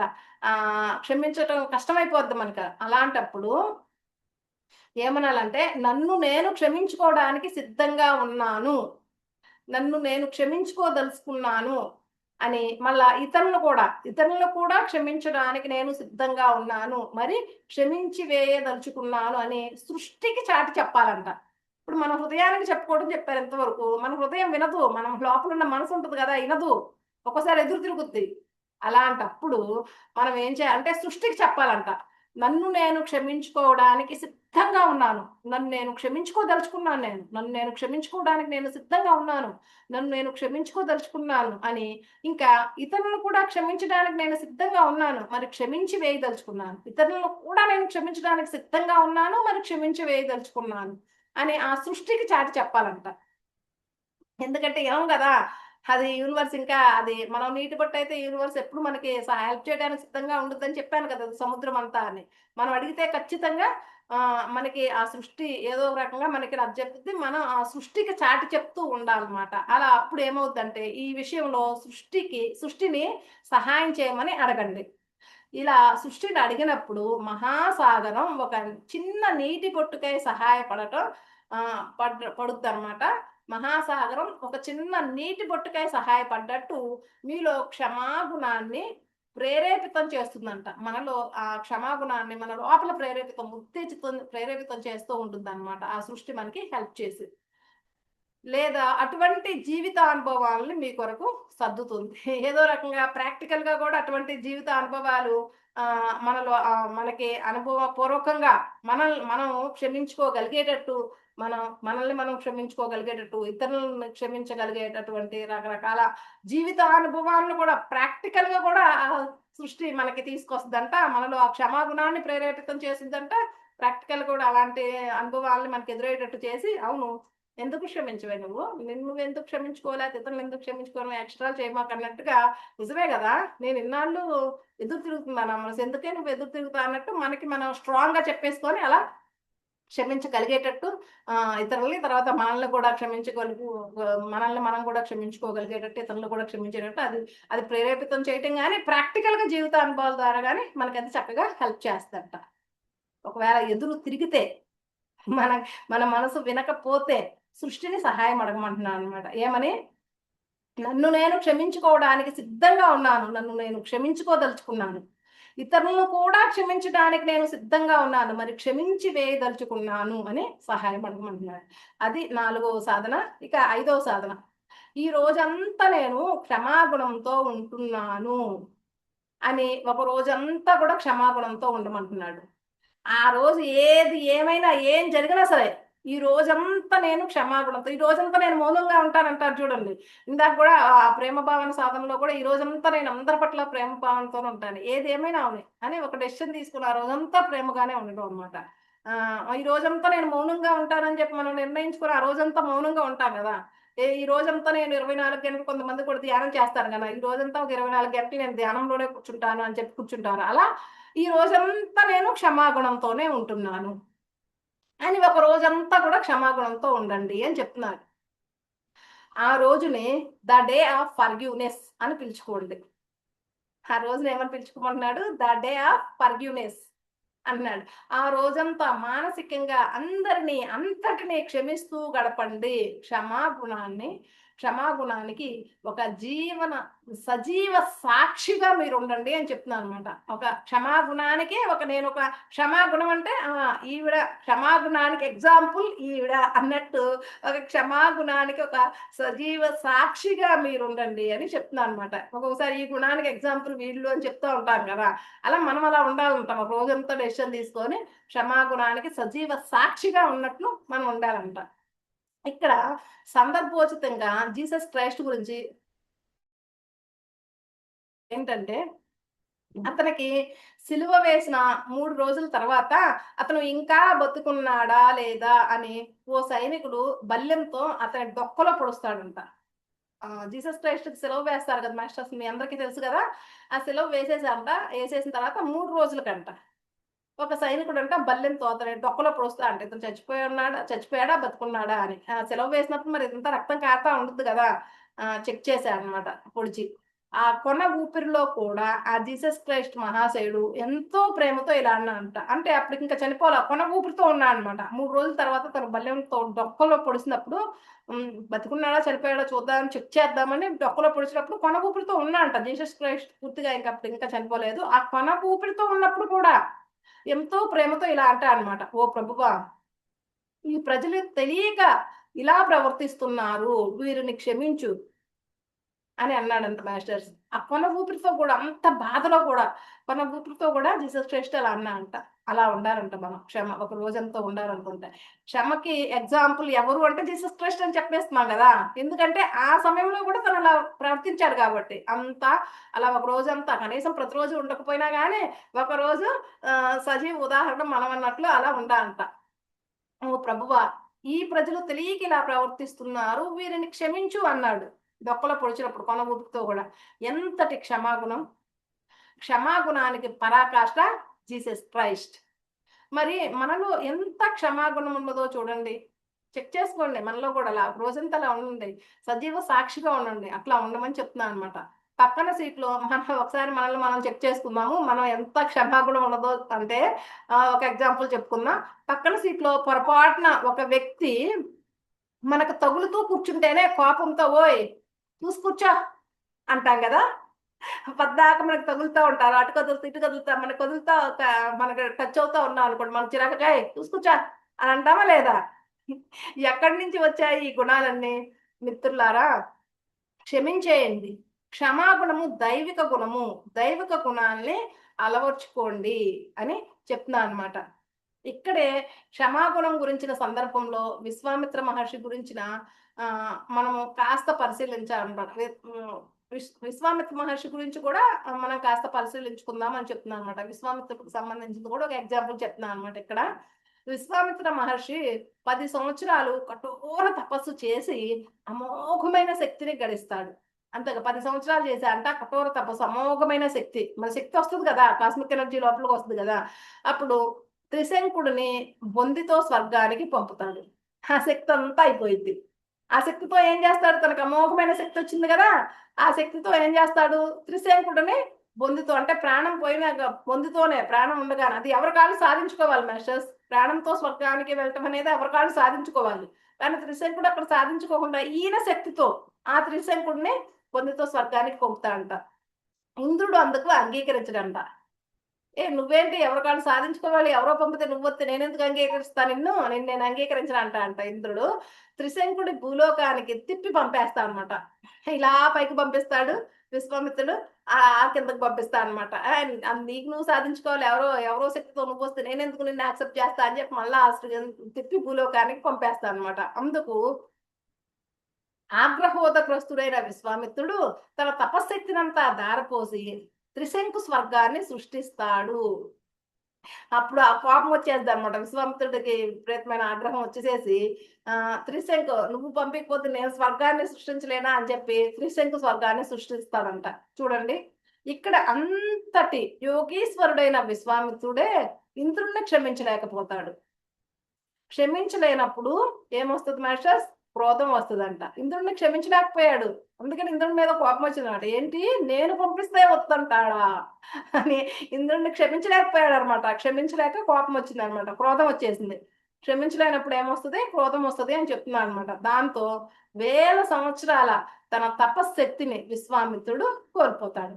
అంతే కదా! ఎంతో కఠోర తపస్సు చేసి, ఎంతో శక్తిని అంతా కూడా ఆ త్రిశంకుడిని స్వర్గానికి పంపించడం కోసం, ఆ త్రిశంకు స్వర్గాన్ని రెడీ చేయటం కోసం తన ఎన్నో వేల సంవత్సరాల తపశక్తిని విశ్వామిత్రుడు కోల్పోయాడనమాట. దేనికి? క్షమించలేనందుకే. క్షమాగుణం ఉంటే అంత శక్తి కోల్పోయేవాడు కాదు గదా! క్షమించలేనప్పుడు మన శక్తంతా కోల్పోతాం మాస్టర్స్.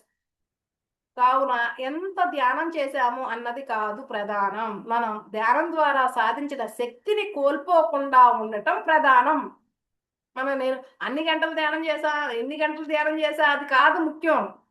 చేసేది గంట అయినా కానీ ఆ శక్తిని ఆ శక్తిని నువ్వు 20 గంటలు చేసినా కానీ తర్వాత బయటికి రాగానే ఆ శక్తి అంతా కోల్పోయేటట్టు చేసావనుకో పనులు, ఎందుకు యూజ్ ఏముంది? 20 గంటలు చేసిన ఉపయోగం ఏముంది? నువ్వు ఎన్ని గంటలు ధ్యానం చేసావన్నది కాదు ముఖ్యం, ఆ ధ్యానం ద్వారా మనకి వచ్చిన శక్తిని కోల్పోకుండా ఉండటమే ప్రధానం ఇక్కడ. మనం శక్తిని సంపాదించుకుంటున్నాం, దాన్ని కోల్పోకుండా ఉండాలన్నమాట. అదే ఇక్కడ మనం తెలుసుకోవాల్సింది. గంటల ధ్యానం కాదు ముఖ్యం ఇక్కడ, శక్తిని కోల్పోకుండా ఎలా ఉండాలి అన్నదే జ్ఞానం. అది జ్ఞానం వల్లే సాధ్యమవుద్ది అనమాట. శక్తిని కోల్పోకుండా ఉండాలి. ఈ సందర్భంలో ఓషో చెప్పిన కథను కూడా ప్రస్తావించుకుందాం. ఇంకొక ఎగ్జాంపుల్ చెప్తున్నాను మాస్టర్స్. ఓషో చెప్పిన కథ కూడా ఉంది, అది చెప్తున్నారు. ఒక యోగి కొన్ని సంవత్సరాలు ఏకాంతంలో ధ్యానం చేసి అపారమైన శక్తిని కూడగట్టుకుంటాడంట. ఒక యోగంట, ఓషో చెప్పాడంట ఈ స్టోరీ. ఒక యోగంట కొన్ని సంవత్సరాలు ధ్యానం చేసంట ఏకాంతంలో ఉండి ధ్యానం చేసి అపారమైన శక్తిని కూడగట్టుకున్నాడు అనమాట. అలా కొన్ని సంవత్సరాలు ధ్యానం చేశాడు కదా, అలా కొన్ని సంవత్సరాల తర్వాత ప్రపంచం ఎలా ఉందో చూద్దామని ఒక నగరంలోకి వస్తాడంట. అక్కడ ఏదో ఒక ఉత్సవం లాంటిది జరుగుతుందంట ఆ నగరంలో. అతను ఆ ఉత్సవం జరుగుతుంటే అతను ఆ యోగి ఆ ఉత్సవం దగ్గరికి వెళ్తాడన్నమాట. ఒకడేం చేస్తాడంటే ఆ ఉత్సవంలోకి ఇతను వెళ్ళినప్పుడు ఆ ఊపులో ఏమవుతుందంటే, ఉత్సవం జరుగుతూ ఉండేటప్పుడు ఈ యోగి యొక్క కాలు తొక్కేస్తాడంట. అటు ఇటు అందరూ ఉత్సవం అంటే కొంచెం తొక్కిసలాటలా ఉంటది కదా, అతను చూసుకోకుండా ఈ యోగి యొక్క కాలు తొక్కేస్తాడంట. అప్పుడు యోగి ఆ వ్యక్తిని క్షమించలేకపోయాడు అనమాట. కాలు తొక్కగానే క్షమించలేకపోయాడు. వెంటనే కోపం వచ్చేస్తుంది అనమాట. చటుక్కున కోపం వచ్చేసి నన్నెవరు అనుకుంటున్నావు? నేనెంత యోగ పుంగవుడినో నీకు తెలుసా? నా శక్తి ఎంతో నీకు తెలుసా? నా శాపాన్ని నీకు తాళగలవా అని చెడామడా తిట్టేస్తాడంట.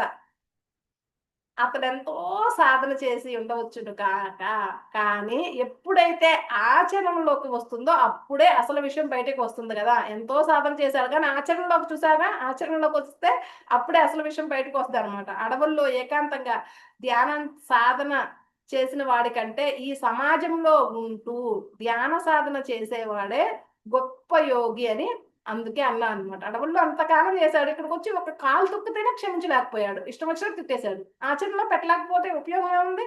మనం ఎన్ని గంటలు ధ్యానం చేసామంత కదా, దాన్ని మనం ఆచరణలో పెట్టాలి కదా. ఆ కూల్గా అలా ప్రశాంతంగా బ్యాలెన్స్డ్గా అలా ఉండటం అనేది ఆచరణలో పెట్టాలి కదా. ఆచరణలో పెట్టకపోతే మనం ఎన్ని సంవత్సరాలు చేసినా అది వేస్టే, వృధా అయిపోయింది. కాబట్టి అందుకనే ధ్యాన సాధన అడవుల్లో చేసేవాడి కంటే కూడా సమాజంలో ఉంటూ ధ్యానం చేసేవాడే గొప్ప యోగి అని అందుకే ఇక్కడ అన్నా అనమాట.